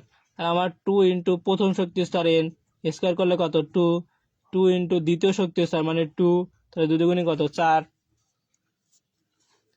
4 দুগুণে 8, তাহলে আমার এখানে 8টা। 2 আর 2 দুগুণে 4, তাহলে আমার এখানে কয়টা দিব? 8টা। 2 4 6, 8টা দিলাম, ঠিক আছে। মানে একটু ভাগা ভাগা করে দিবেন, সমান থাকলে হয়ে গেল, সমস্যা নাই। এখন 8 আর 2 দেখেন তো কয়টা হয়েছে? 10টা। তাহলে সর্বশেষ শক্তি স্তরে কয়টা আছে দেখেন তো? 14টা হইতে হলে কয়টা থাকবে আর? আচ্ছা, এই যে 2টা, এখানে 2টা, আলাদা আলাদা করে দিতে পারেন। তাহলে আমার 4টা আছে, তাহলে অবশ্যই এটা কি? এর যোজ্যতা ইলেকট্রন কয়টা? 4টা। তাহলে সিলিকন একটা কি? সেমিকন্ডাক্টর পদার্থ।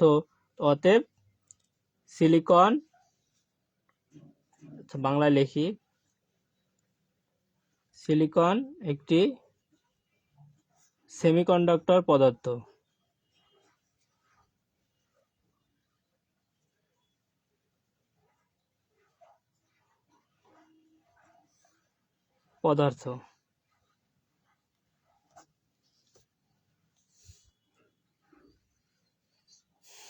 দেখেন, আমরা সবাই বুঝতে পারছি না আমি একাই বুঝলাম?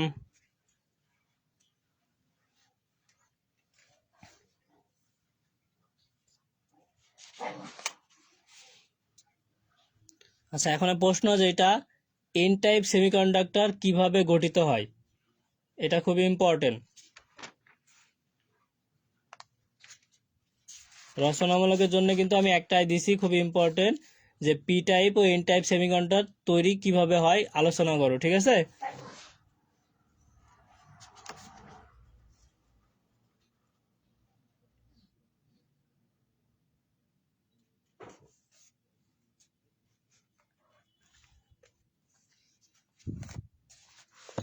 এখানটা একটু মনোযোগ দেন এটা।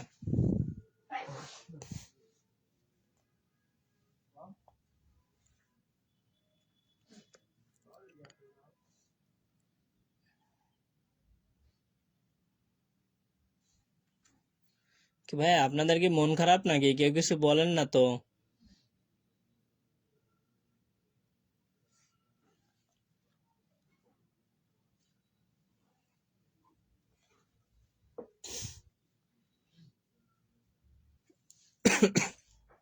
তাহলে এই বিষয়টা দেখেন, আমাদের এটা খুবই গুরুত্ব সহকারে পড়বো। পি টাইপ সেমিকন্ডাক্টরের গঠন কিভাবে পারবো এটা, এটা একটা খুবই সহজ।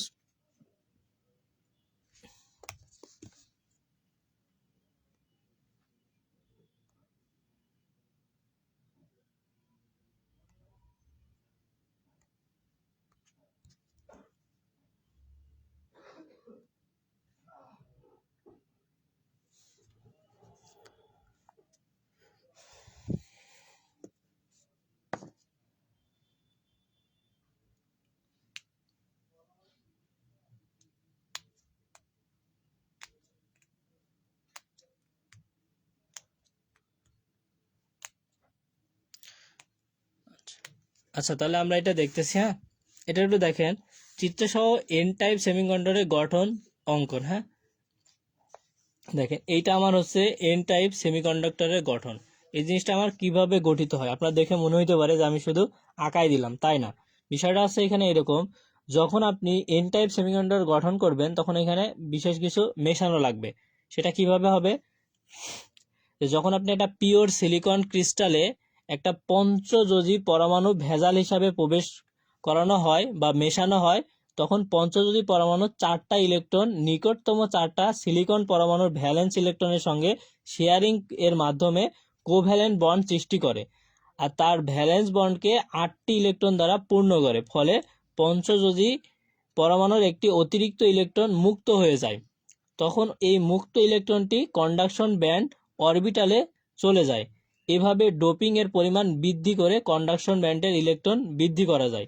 ফলে মেজরিটি চার্জ ক্যারিয়ার হয়ে যায় এবং ইলেকট্রন অন্যদিকে থার্মাল এনার্জির অধীনে উৎপাদিত হোলের পরিমাণ হয় খুবই নগণ্য, মানে যে উৎপাদিত একটা ফাঁকা অংশ তৈরি হয় সেটা আমাদের কি খুবই নগণ্য হয়।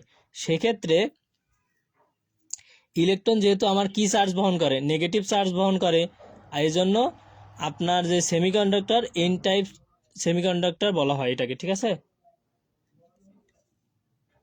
নেগেটিভ চার্জ বহন করার জন্য আপনাকে এন টাইপ সেমিকন্ডাক্টর বলা হয়। এনে কি বোঝা হয় আমার, কি নেগেটিভ। এখন এই যে এন টাইপ সেমিকন্ডাক্টর পঞ্চযোজী পরমাণু কোনগুলা, যেমন পঞ্চযোজী কি, ওরা কি ইলেকট্রন দান করে দেয়, দাতা বলা হয়, কারণ এটা কি কন্ডাকশন ব্যান্ডে ইলেকট্রন উৎপন্ন করে থাকে।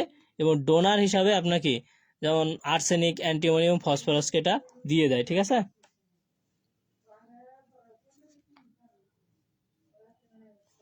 তাহলে পঞ্চযোজী কোনগুলো আমাদের, এগুলো আছে আর্সেনিক, অ্যান্টিমনি, ফসফরাস। এখানে দেখেন আমি যে বিষয়টা বোঝাতে চাচ্ছি আপনাকে, যখন আপনি একটা এন টাইপ সেমিকন্ডাক্টর গঠন করবেন সেটা কিভাবে করতে পারবেন, যখন এটাকে তৈরি করতে হবে তখন আপনার একটা পিওর সিলিকন ক্রিস্টালে একটা পঞ্চযোজী পরমাণু ভেজাল হিসাবে মিশাইতে হবে। ভেজাল কেন মিশান সেটা তো জানেন। মিশানোর পরে যখন আপনি এইটাতে মেশাবেন এটা, তখন পঞ্চযোজী পরমাণুর কি 4টা ইলেকট্রন নিকটতম 4টি সিলিকন পরমাণুর ভ্যালেন্স ইলেকট্রনের সঙ্গে শেয়ারিং এর মাধ্যমে কোভ্যালেন্ট বন্ড সৃষ্টি করে। তার ভ্যালেন্স বন্ডকে 8টি ইলেকট্রন দ্বারা পূর্ণ করবে। ফলে পঞ্চযোজী এর পরমাণু দ্বারা, দেখেন এখান থেকে আমি যেটা বললাম, পঞ্চযোজী পরমাণুর একটি অতিরিক্ত ইলেকট্রন, কারণ 4টা একটা বেশি আছে, মুক্ত হয়ে যাবে। তখন এটা মুক্ত হওয়ার কারণেই আর কি কন্ডাকশন ব্যান্ড অরবিটালে চলে যাবে। এভাবে আপনার ডোপিং এর পরিমাণ বৃদ্ধি হবে। তখন আপনি এখান থেকে যে কন্ডাকশন ব্যান্ডের ইলেকট্রন বৃদ্ধি পাওয়ার সাথে সাথে আপনাকে ফলে মেজরিটি চার্জ ক্যারিয়ার হয়ে যাবে, আর ইলেকট্রন অন্যদিকে থার্মাল এনার্জির অধীনে উৎপাদিত হোলের পরিমাণ হবে খুবই নগণ্য। তখন আপনার এইখান থেকে ইলেকট্রন যেহেতু আপনার নেগেটিভ চার্জ বহন করে, তাহলে তখন আমার এটা হয়ে যাবে কি এন টাইপ সেমিকন্ডাক্টর। এই বিষয়টা আরো গুরুত্ব সহকারে বোঝার জিনিস, আপনাকে জাস্ট একটু আমি বলার চেষ্টা করলাম, কারণ এটা আপনাকে ইয়া করে বোঝালে ভালো বুঝতেন।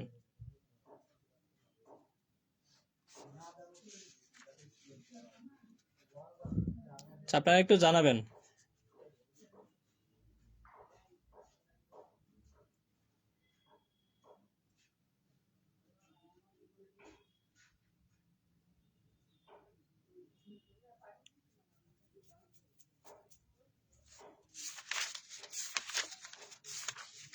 আচ্ছা 3 অধ্যায় দেখেন আমার সেমিকন্ডাক্টর ডায়োড। ডায়োড জিনিসটা কিন্তু খুবই ইম্পর্টেন্ট।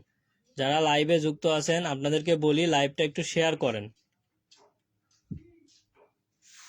সেমিকন্ডাক্টর ডায়োড, এই ডায়োড বিষয়টা কি, ঠিক আছে, এটা আমরা কিভাবে কি করব। এখান থেকে মোস্ট যেই ইম্পর্টেন্ট একটা প্রশ্ন সেটা হচ্ছে আমাদের এই যে পিওন জাংশন ডায়োডের ফরওয়ার্ডে রিভার্স বায়াসিং রিভার্স ভোল্টেজ কারেন্টের বৈশিষ্ট্য রেখা অঙ্কন করো, ঠিক আছে। এখান থেকে দেখেন আমি প্রশ্ন দেখাই দিই।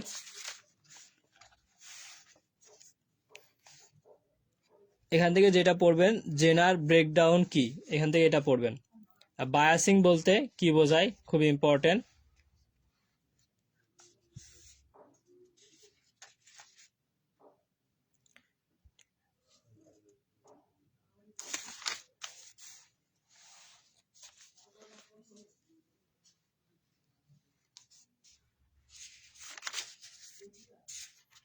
এখান থেকে সংক্ষিপ্ত রচনামূলকের জন্য ইম্পর্টেন্ট ডায়োডের ভিআই ক্যারেক্টারিস্টিক্স গ্রাফটা অঙ্কন করো, ঠিক আছে, বৈশিষ্ট্য রেখা অঙ্কন করো, খুবই ইম্পর্টেন্ট।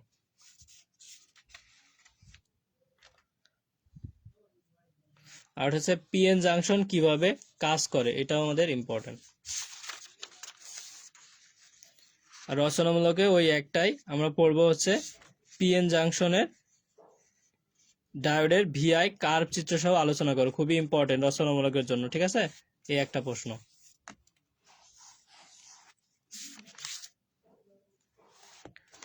পরবর্তীতে খেয়াল করেন আমি ওইটাই বলছি যে পিএন জাংশনের ভিআই কার্ভ অঙ্কন করো, চিত্র সহ বর্ণনা করো, এটা খুবই ইম্পর্টেন্ট প্রশ্ন।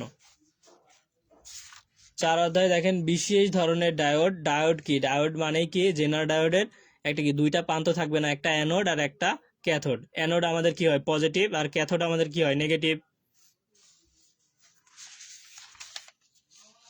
তাহলে আমরা কি বিশেষ ধরনের ডায়োডের এই অধ্যায়টা থেকে এখানে যদি দেখি,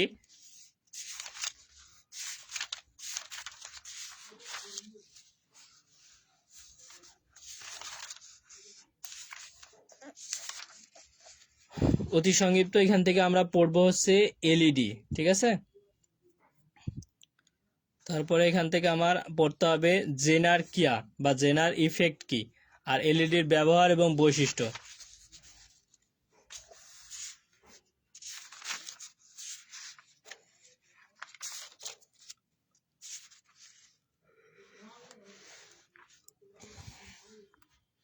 আর জেনার ডায়োডের দুইটা ব্যবহার লেখো, ঠিক আছে, এটা আমরা পড়বো।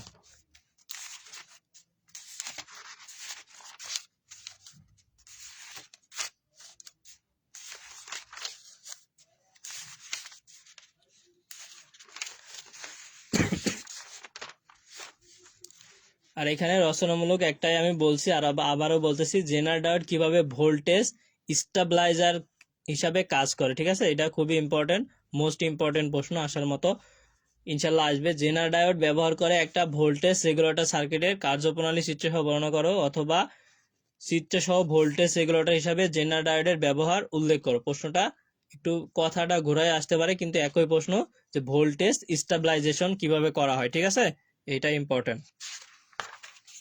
5 অধ্যায়ে আছেন ডিসি পাওয়ার সাপ্লাই। এখান থেকে যেটা দেখেন, আপনাদের উপস্থিতির উপরে আমি ক্লাসগুলো নির্ভর করি, আপনারা যদি মনোযোগ হারায় ফেলেন সেক্ষেত্রে কি তাড়াতাড়ি শেষ করে দিতে হবে। এখানে ইম্পর্টেন্ট আছে ফুল ওয়েভ রেকটিফায়ার। তারপর আমি এখানে দেখাই, একটু দেখেন,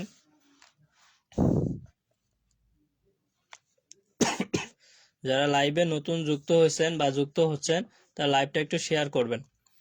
দেখেন রেকটিফায়ার কাকে বলে, হ্যাঁ এখান থেকে আমরা এটা পড়বো রেকটিফায়ার কাকে বলে।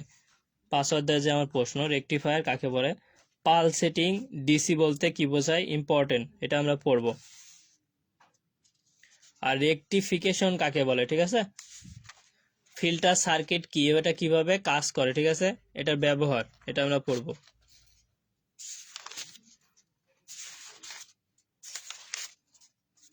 আর এখান থেকে রচনামূলক আমি হচ্ছে একটা দিব, আর একটা দেখেন একটু, তারপর খেয়াল করেন, একটা হচ্ছে ব্রিজ রেকটিফায়ারের সার্কিট অঙ্কন করে ইনপুট আউটপুট ওয়েভ ফর্ম সহ কার্যপ্রণালী বর্ণনা করো, অথবা ফুল ওয়েভ ব্রিজ রেকটিফায়ারের কার্যপ্রণালী বর্ণনা করো। ফুল ওয়েভ ব্রিজ রেকটিফায়ার সার্কিটের কার্যপ্রণালী বর্ণনা করো। ঠিক আছে, যে আমাদের সবগুলো সাবজেক্টেরই পিডিএফ ফাইল, এখান থেকে আপনি সহজে প্রশ্নগুলো পড়তে পারবেন।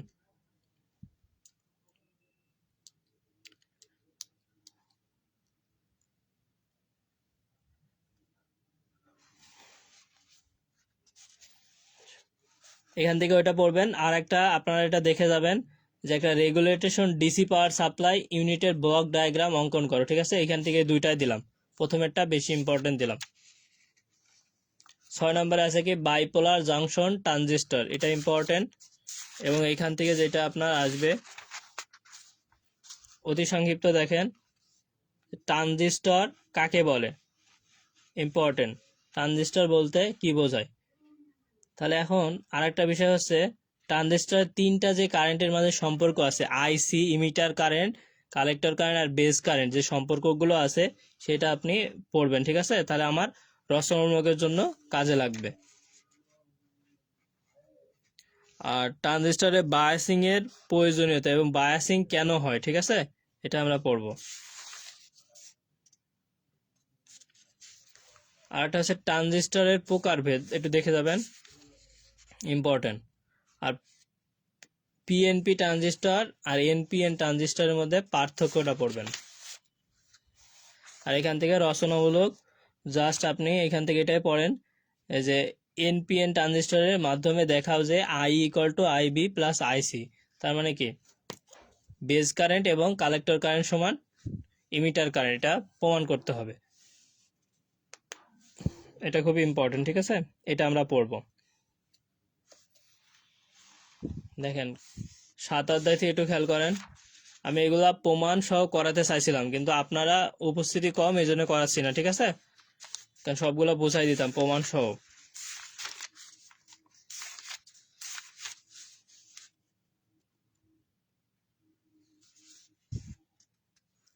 এখানে মোস্ট একটা ইম্পর্টেন্ট ম্যাথ এবং আসার মতো, এই ম্যাথটা একটু খেয়াল করবেন সবাই।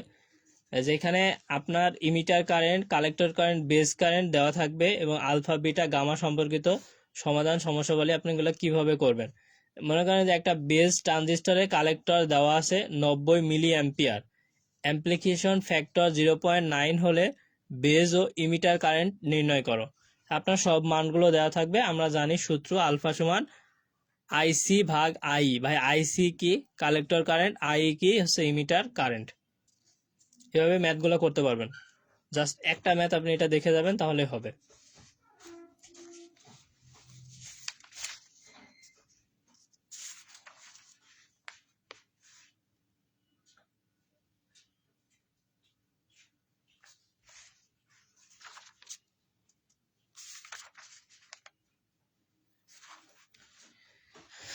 সেইখান থেকে ইম্পর্টেন্ট একটা প্রশ্ন আছে যে ট্রানজিস্টরে কালেক্টর আকার বড় রাখা হয় কেন, আর কমন ইমিটার কনফিগারেশনে ট্রানজিস্টরের ইনপুট বৈশিষ্ট্য রেখা অঙ্কন করো। মোস্ট ইম্পর্টেন্ট আরেকটা প্রশ্ন হচ্ছে লিকেজ কারেন্ট কি। ঠিক আছে, এটা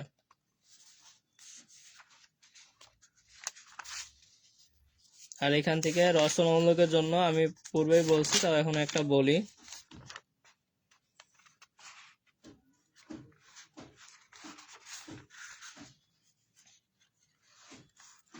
একটা কমন ইমিটারে সার্কিট অঙ্কন করে কার্যপদ্ধতি বর্ণনা করো। ঠিক আছে, আর 2 নম্বরে যেটা আলফা বিটা গামার মধ্যে সম্পর্ক, এই দুইটা খুবই ইম্পর্টেন্ট প্রশ্ন।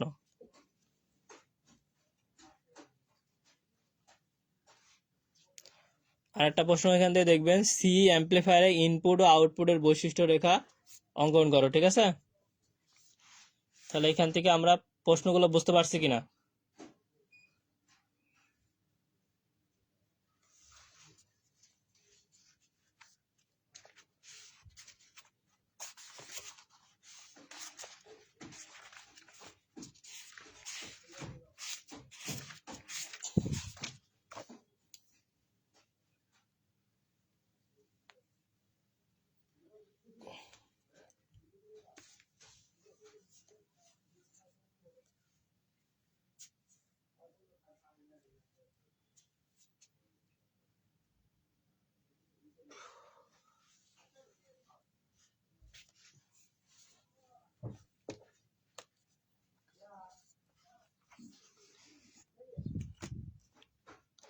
শুনতে পাচ্ছেন আমাকে আপনারা? দেখা যায় ক্লিয়ার? তার আমাদের যে 8 অধ্যায় আছে ট্রানজিস্টর বায়াসিং এবং স্টেবিলাইজেশন, এই 8 অধ্যায়ে আমরা কি কি দেখব?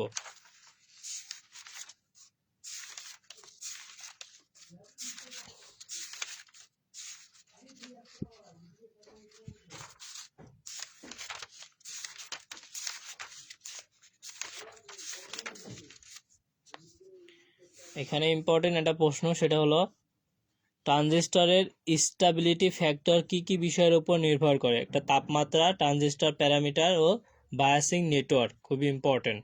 অতি সংক্ষিপ্ত, ডিসি লোড লাইন কি, ইম্পর্টেন্ট, ঠিক আছে, এটা পড়বো।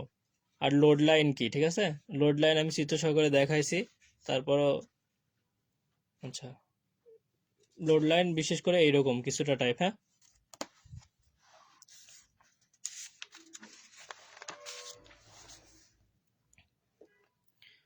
আচ্ছা এখান থেকে আপনারা যেটা পড়বেন,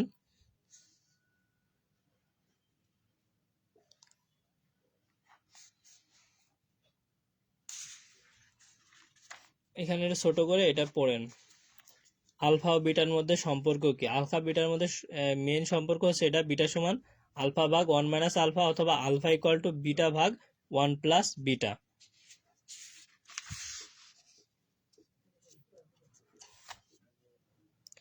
আচ্ছা, আপনারা আমার কথা শুনতে পাচ্ছেন সবাই?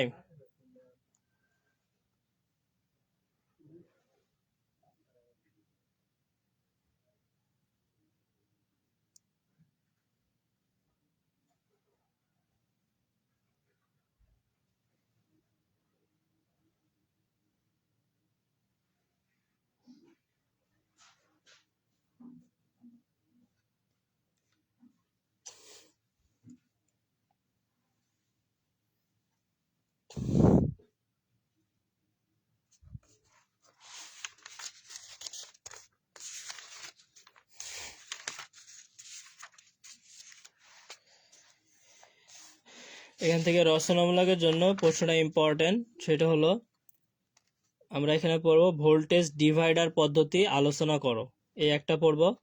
আর একটা হচ্ছে আদর্শ বায়াসিং পদ্ধতিগুলো কি কি, চিত্রসহ ভোল্টেজ ডিভাইডার বায়াসিং পদ্ধতি আলোচনা করো।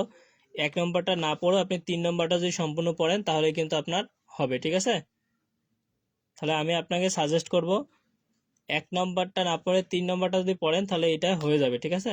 একটা আদর্শ বায়াসিং পদ্ধতিগুলো কি কি লেখো, 4টা পদ্ধতি আছে, এটা লিখবেন। আর চিত্রসহ ভোল্টেজ ডিভাইডার বায়াসিং পদ্ধতি বর্ণনা করো। আর এখানে শুধু একটা আছে, ভোল্টেজ ডিভাইডার পদ্ধতি আলোচনা করো। অনেক সময় প্যাচ লাগে, কিন্তু কোনো প্যাচ নাই, প্রশ্ন যেভাবে আসবে ওইভাবে অ্যান্সার করবেন।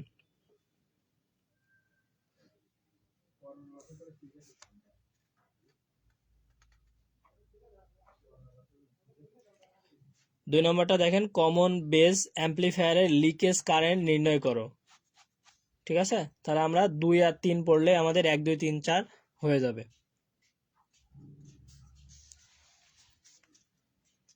9 নম্বর অধ্যায়ে আমাদের কি আছে, সিঙ্গেল স্টেজ ট্রানজিস্টর অ্যাম্পলিফায়ার, এই বিষয়টা কি দেখেন।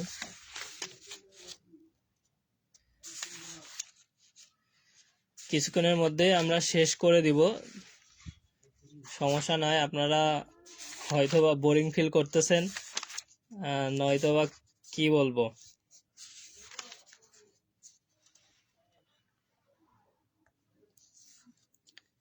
কিন্তু এতটুকু মাথায় রাখেন, যারা ক্লাসগুলো দেখতেছেন, সময়টা এখানে দিচ্ছেন কিছু সময়, আল্লাহর রহমতে আপনারা ভালো রেজাল্ট করতে পারবেন এবং আপনারা ভালো কিছুই পাবেন।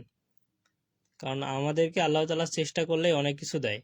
এই সময়টা কিন্তু আপনি অন্যভাবে ভিডিও দেখে, রিলস দেখেও কিন্তু কাটাই দিতেন, অথবা অন্য কিছু করতেন, কিন্তু এই সময়টা আপনি আপনার লাইফের পেছনে ইনভেস্টমেন্ট করতেছেন। কারণ এই ইনভেস্টমেন্ট করতেছেন না সময়টা, এই ইনভেস্টমেন্টেই কিন্তু আপনার পরীক্ষার রেজাল্টটা ভালো হবে, আপনার পরবর্তী সেমিস্টারে পড়াশোনার আগ্রহগুলো আরও আসবে। আর আমি সবাইকে সাজেস্ট করি, পরীক্ষার শেষের দিকে এসে এত প্যারা না নিয়ে আপনি সেমিস্টার শুরু থেকেই অল্প অল্প করে যদি পড়েন তাহলে কোনো সমস্যাই হবে না। আপনি যদি ওয়ান নাইট প্রিপারেশন নেন, যে প্রথম দিনই নতুন বই, তাহলে আপনি কি পড়বেন আর কি ছাড়বেন, এইভাবে হয় না, বুঝছেন। এই জন্য আপনি প্রতিদিন 1 ঘন্টা করে পড়েন, তাও কিন্তু আপনার সেমিস্টার নিয়ে কোনো টেনশন থাকবে না। পূর্বে থেকেই আপনি এটা সবসময় মাথায় রাখবেন, আমরা ডিপ্লোমাতে যারা আসছি সবাই মেধাবী স্টুডেন্ট। কারণ আমাদের এখানে সচরাচর A+ ছাড়া নেয় না অথবা চান্স হয় না। কিন্তু আমাদের মেধাটা গেল কই? আমরা কেন কিছু পারি না? কারণ আমরা এটাকে কোনো কাজেই লাগাই না। আপনি যদি সাপোজ আমি একটু বলি, এই যে দুইটা যদি আপনি তরবারি বানান অথবা এই যে তরকারি কাটিয়ে বটি বানান, অথবা বটি ধরলাম, দুইটা বানান, একটা বটি দিয়ে আপনি প্রতিদিন তরকারি কাটেন আর একটা বটি আপনার রুমের মধ্যে রাখে দিছেন, কোন বটিটা ভালো থাকবে? যেটা আপনি ব্যবহার করেন ওটাই ভালো থাকবে, আর যেটা রেখে দিয়েছেন ওটা দেখবেন মরিচা পড়ছে, নষ্ট হয়ে গেছে। এজন্য আপনার মেধাটাকে সবসময় ইমপ্রুভ করেন, উন্নতি করার চেষ্টা করেন। মেধাটা পড়াশোনার মধ্যে কাজে লাগান।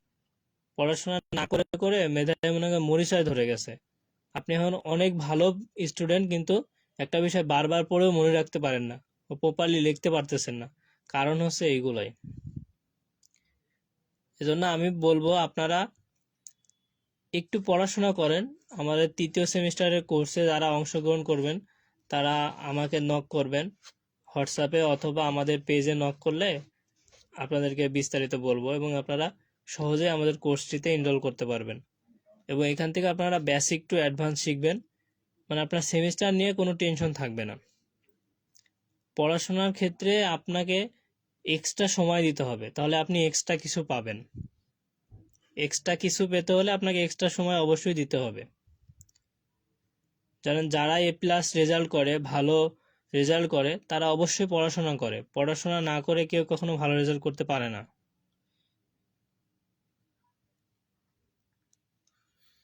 আর অনেকেই বলেন যে আমরা সাজেশন দিব, আপনি এক রাত পরে হয়ে যাবে। বিষয়টা কি এমন না। আপনাকে একটু সময় নিয়ে বিষয়টা বুঝে পড়তে হবে, তো তবেই না আপনি লিখতে পারবেন।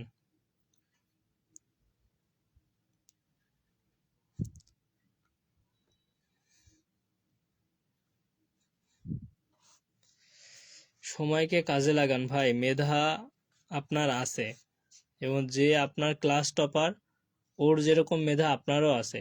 ও হচ্ছে পরিশ্রম করে, আপনি পরিশ্রম করেন না। আর মানুষ পরিশ্রম করলে সবকিছুই পারে। আল্লাহ তাআলার কাছে দোয়া করেন আর নিজের পরিশ্রমটা করেন, তাহলে আপনি ভালো ফলাফল করতে পারবেন। এই যে আপনাদেরকে এই এত সময় নিয়ে ক্লাসটা নেওয়ার মানে কি? আপনাদের উপকার করা, আপনারা যেন একটু উপকৃত হন। না হলে তো আমার এই সময়টা ইনভেস্টমেন্ট করার কোনো প্রয়োজন নাই। তাহলে 9 নম্বর অধ্যায়ে আমরা এখান থেকে পড়বো কি লোড লাইন বলতে কি বোঝায়, এটা কত প্রকার এবং কি কি, আলফা ও বিটার মধ্যে সম্পর্ক লেখো, পূর্বে বলছি যদিও। আর এখানে অ্যাম্পলিফায়ার কাকে বলে, ঠিক আছে, কারেন্ট অ্যাম্পলিফিকেশন ফ্যাক্টর কি, এই প্রশ্নগুলাই পড়বো আমরা। আর সংক্ষিপ্ত থেকে ইম্পর্টেন্ট প্রশ্ন হচ্ছে একটা ট্রানজিস্টর অ্যাম্পলিফায়ারের সমতুল্য সার্কিট অঙ্কন করো। এখান থেকে আমরা এটা পড়বো।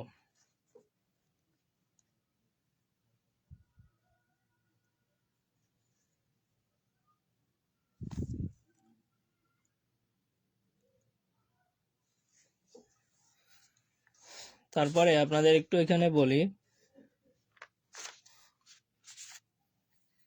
রচনামূলকের জন্য এই যে সিই অ্যাম্পলিফায়ার অপারেশন ব্যাখ্যা করো, ঠিক আছে। সিই ট্রানজিস্টর অ্যাম্পলিফায়ারের কার্যপ্রণালী বর্ণনা করো। একটু কথা একটু ভাষাগত চেঞ্জ হতে পারে, কিন্তু প্রশ্নের অ্যান্সার একই, ঠিক আছে। আর এটা একটু দেখে যাবেন, ডিসি ও এসি সমতুল্য সার্কিট ব্যাখ্যা করো, তাহলে হবে। হ্যাঁ,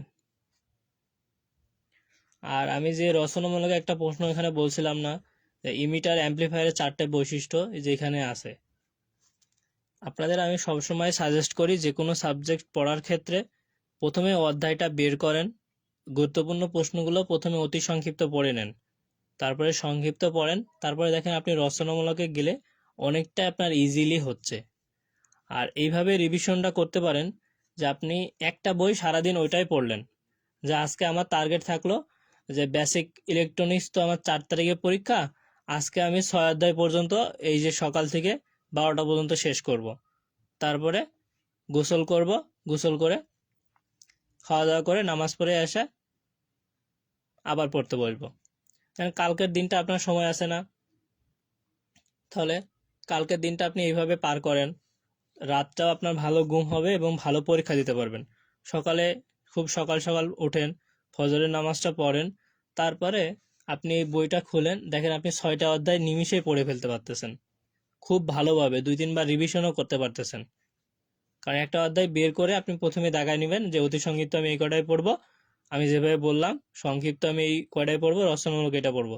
তাহলে আমি ওই অধ্যায়ের প্রথমে অতি সংক্ষিপ্তগুলো পড়ে ফেলি, তারপরে রচনামূলক পড়ি, অতি সংক্ষিপ্ত পড়ার পরে আমরা সংক্ষিপ্ত পড়ি, তারপরে আমরা রচনামূলকগুলো শেষ করি। এভাবে একটা অধ্যায় শেষ হবে, দ্বিতীয় অধ্যায় 6 অধ্যায় পড়ার পরে আবার একটু রিভিশনে যাই, তাহলে আমার কি মাথায় জিনিসটা থাকবে। এভাবে এভাবে শেষ করেন।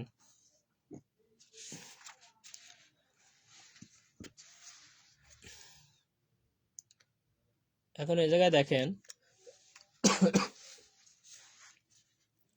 10 অধ্যায়ে আমাদের আছে কি মাল্টি স্টেজ ট্রানজিস্টর অ্যাম্পলিফায়ার। এই বিষয়টা একটু দেখেন, মাল্টি স্টেজ অ্যাম্পলিফায়ার মানে কি, বিষয়টা কি? মনে করেন যে অ্যাম্পলিফায়ারের আউটপুট সিগন্যাল কয়েকটি ধাপে বিবর্ধিত হয়ে উৎপন্ন হয়, এইগুলোই কিন্তু আপনার মাল্টি স্টেজ অ্যাম্পলিফায়ার। কি বললাম যে একটা যে অ্যাম্পলিফায়ারের আউটপুট সিগন্যাল কয়েকটা ধাপে বিবর্ধিত হয় তারপরে উৎপন্ন হয়, সেটা হচ্ছে আমার মাল্টি স্টেজ অ্যাম্পলিফায়ার। এটা কিছু ধাপ আছে, যেমন ফার্স্ট স্যাগ আছে, সেকেন্ড স্যাগ আছে, থার্ড স্যাগ আছে, ইনপুট কমপ্লিটিং, এইভাবে চলে আর কি।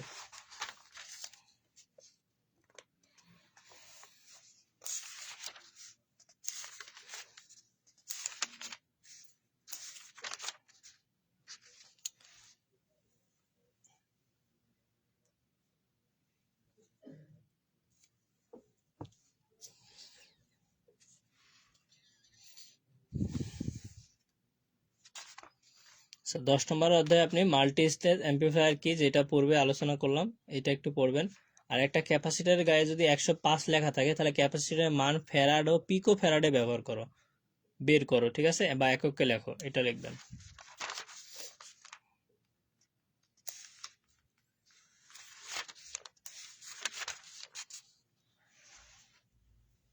এখান থেকে একটা এটাই পড়বেন যে RC coupled multi stage amplifier কার্যপ্রণালী বর্ণনা করো, ঠিক আছে।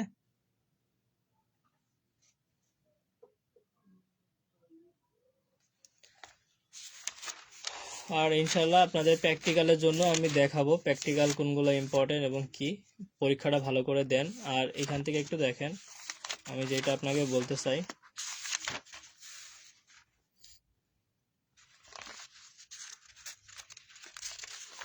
বিগত এই একটা প্রশ্ন একটু মনোযোগ সহকারে যদি দেখেন তাহলে আমাদের জন্য ভালো হবে। কেমন একটু খেয়াল করেন, যারা এতক্ষণ আছেন আলহামদুলিল্লাহ, আর একটু সময় দেন, ভালো কিছু হবে ইনশাল্লাহ। হ্যাঁ, একটু দেখেন, এই যে বিগত আমাদের যে একটা প্রশ্ন আছে না, প্রশ্নটা আমাকে কি বলতেছে, ক এবং খ বিভাগের সকল প্রশ্নে ও গ বিভাগতে যে কোনো 5টি প্রশ্নের উত্তর দাও, তাই না? তো 5টা প্রশ্নের উত্তর দিতে হবে। তাহলে কয়ে যে আমি প্রশ্নগুলো দিছি একটু খেয়াল করেন তো, এই টাইপের যে প্রশ্ন হয়, কালার কোড কি আপনি জানেন, ডোপিং কি এটাও পারবেন, রিপল ফ্যাক্টর কাকে বলে ইম্পর্টেন্ট এটাও পারবেন, পিআইভি এলইডি আমরা দিছি, ওখান থেকে পড়লেই কিন্তু আপনি এটা পারবেন। লজিক গেট কাকে বলে, ঠিক আছে, এটা দেখেন আপনার সিলেবাস বহির্ভূত আসছে। একটা প্রশ্ন যদি না আসে, আপনি যদি হুট করে আসে বলেন যে আপনি কি দিলেন, কিছুই এলো না, সিলেবাস বহির্ভূত কিন্তু প্রশ্ন আসে। আবার এখান থেকে দেখেন রেকটিফায়ার কাকে বলে, আমরা এটা জানি, মাইনরিটি সার্চ ক্যারিয়ার, এটাও আমি সুন্দরভাবে বুঝাইছি, আপনি এখান থেকে খুব ভালো মতো কিন্তু পারবেন। তারপরে দেখেন এই জায়গায় অ্যাম্পলিফায়ার কাকে বলে, এটাও আমি বলছি। এবার এখান থেকে এবার দেখেন, যদি আপনার এইটা আছে যে পিঞ্চ অফ ভোল্টেজ, তাহলে এইটা আপনি কিভাবে পারবেন, এটা কারণ আসছেই সিলেবাস বহির্ভূত, তাহলে সেক্ষেত্রে কি আপনি পারবেন এটা?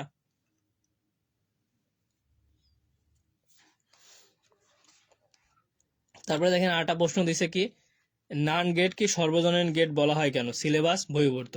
তাহলে আপনাকে এগুলা বুঝতে হবে, আর অন্যকে দোষ দেওয়ার আগে নিজেকে আগে বুঝতে হবে যে আমি কেমন মেধাবী স্টুডেন্ট, আমি কতটুকু পড়াশোনা করছি, আর আমি কতটুকু পারতেছি।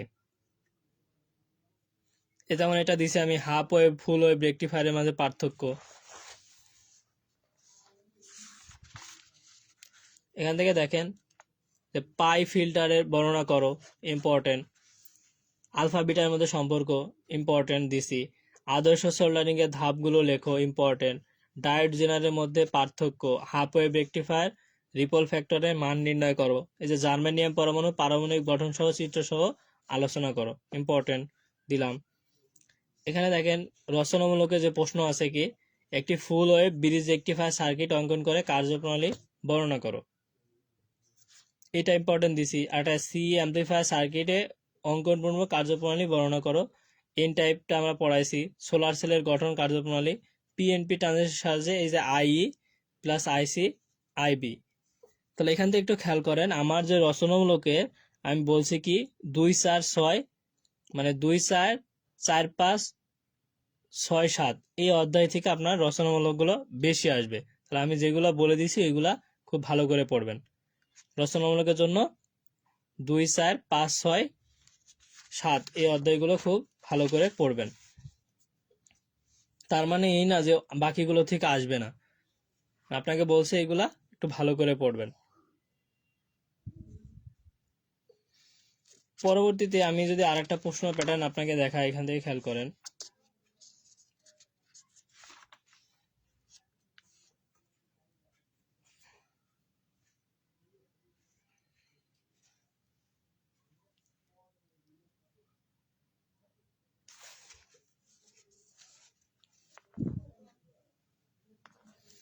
দেখেন আমার এখানে একটু খেয়াল করেন, এই প্রশ্ন প্যাটার্নে আপনার যেভাবে প্রশ্ন হোক আপনি পারবেন। যে সোল্ডারের উপাদানগুলো না, ওই যে আমি মাঝে মাঝে এমসিকিউ আকারে কিন্তু আমরা দিই যে সোল্ডারের উপাদান 10:40:60 এটা না, এটা আপনারা তো জানেন সবাই। আবার প্রশ্ন আমরা দিলাম একটা ক্যাপাসিটরের গায়ে 105 লেখা থাকলে কি, এটা আমরা দিলাম পি কেও মাইক্রোতে বের করো। দেখেন আপনি যেভাবে প্রশ্ন হোক, আমি যেভাবে সাজেশনটা আপনাকে দিছি, আপনি যদি কমপ্লিট করেন তাহলে কিন্তু পারবেন। কোনো প্রশ্ন যদি সিলেবাস বহির্ভূত করে সেটা তো আমরা পারবো না, এটা স্বাভাবিক। আর সেমিকন্ডাক্টর বলতে কি, এটাও পারবেন। মেজরিটি মাইনরিটি এটাও পারবেন। জেনার ব্রেকডাউন তাও পারবেন। ফরওয়ার্ড ও রিভার্স বায়াসিং এটাও পারবেন, ইম্পর্টেন্ট তাই না? তাহলে এটা অপারেটিং পয়েন্টিং কি, এই যে 3 ডেসিবেল পয়েন্ট কি, এভাবে আপনারা এগুলা পারবেন।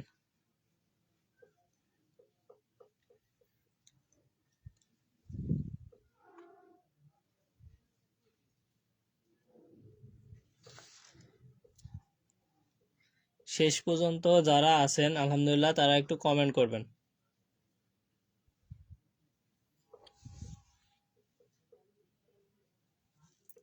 প্রথম থেকে যারা শেষ পর্যন্ত আছে তারা একটু কমেন্ট করবেন,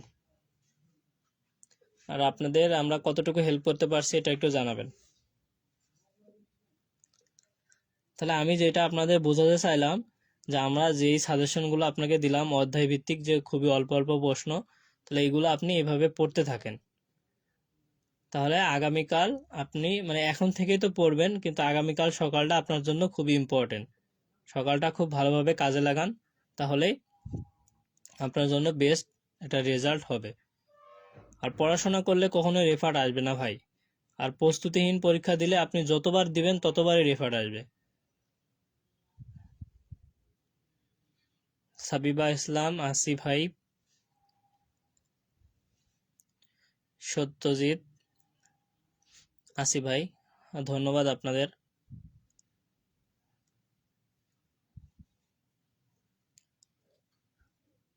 জুয়েল রানা,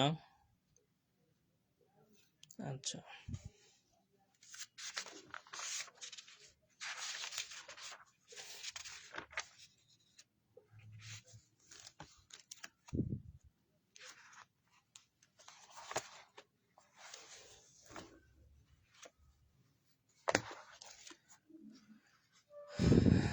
তাহলে সাইদ আহমেদ, আসি ভাই, আর একটা এখান থেকে তাহলে আমি মোস্ট যে ইম্পর্টেন্ট বললাম এবং একটা ম্যাথের কথা বললাম।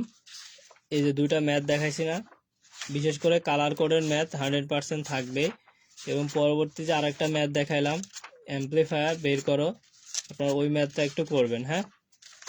কারণ আমি সবগুলো রচনামূলকের অ্যান্সার করানোর চেষ্টা করছি এবং বোঝানোর জন্য চেষ্টা করছি, কিন্তু আপনাদের উপস্থিতি একবারই কম, এই জন্য আমি এত সময় আর কি নিচ্ছি না। নাহলে আমার ইচ্ছা ছিল যে আমি আরও একটা সময় নিয়ে আপনাদের ক্লাসটা একবারে ভালো মতো শেষ করব।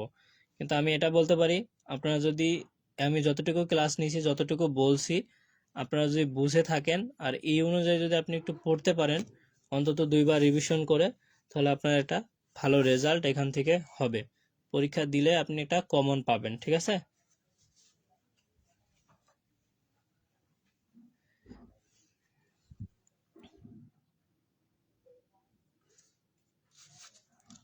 তাহলে সবার জন্য শুভকামনা রেখে আমরা ক্লাসটা শেষ করলাম, ঠিক আছে। ধন্যবাদ সবাইকে। আসসালামু আলাইকুম।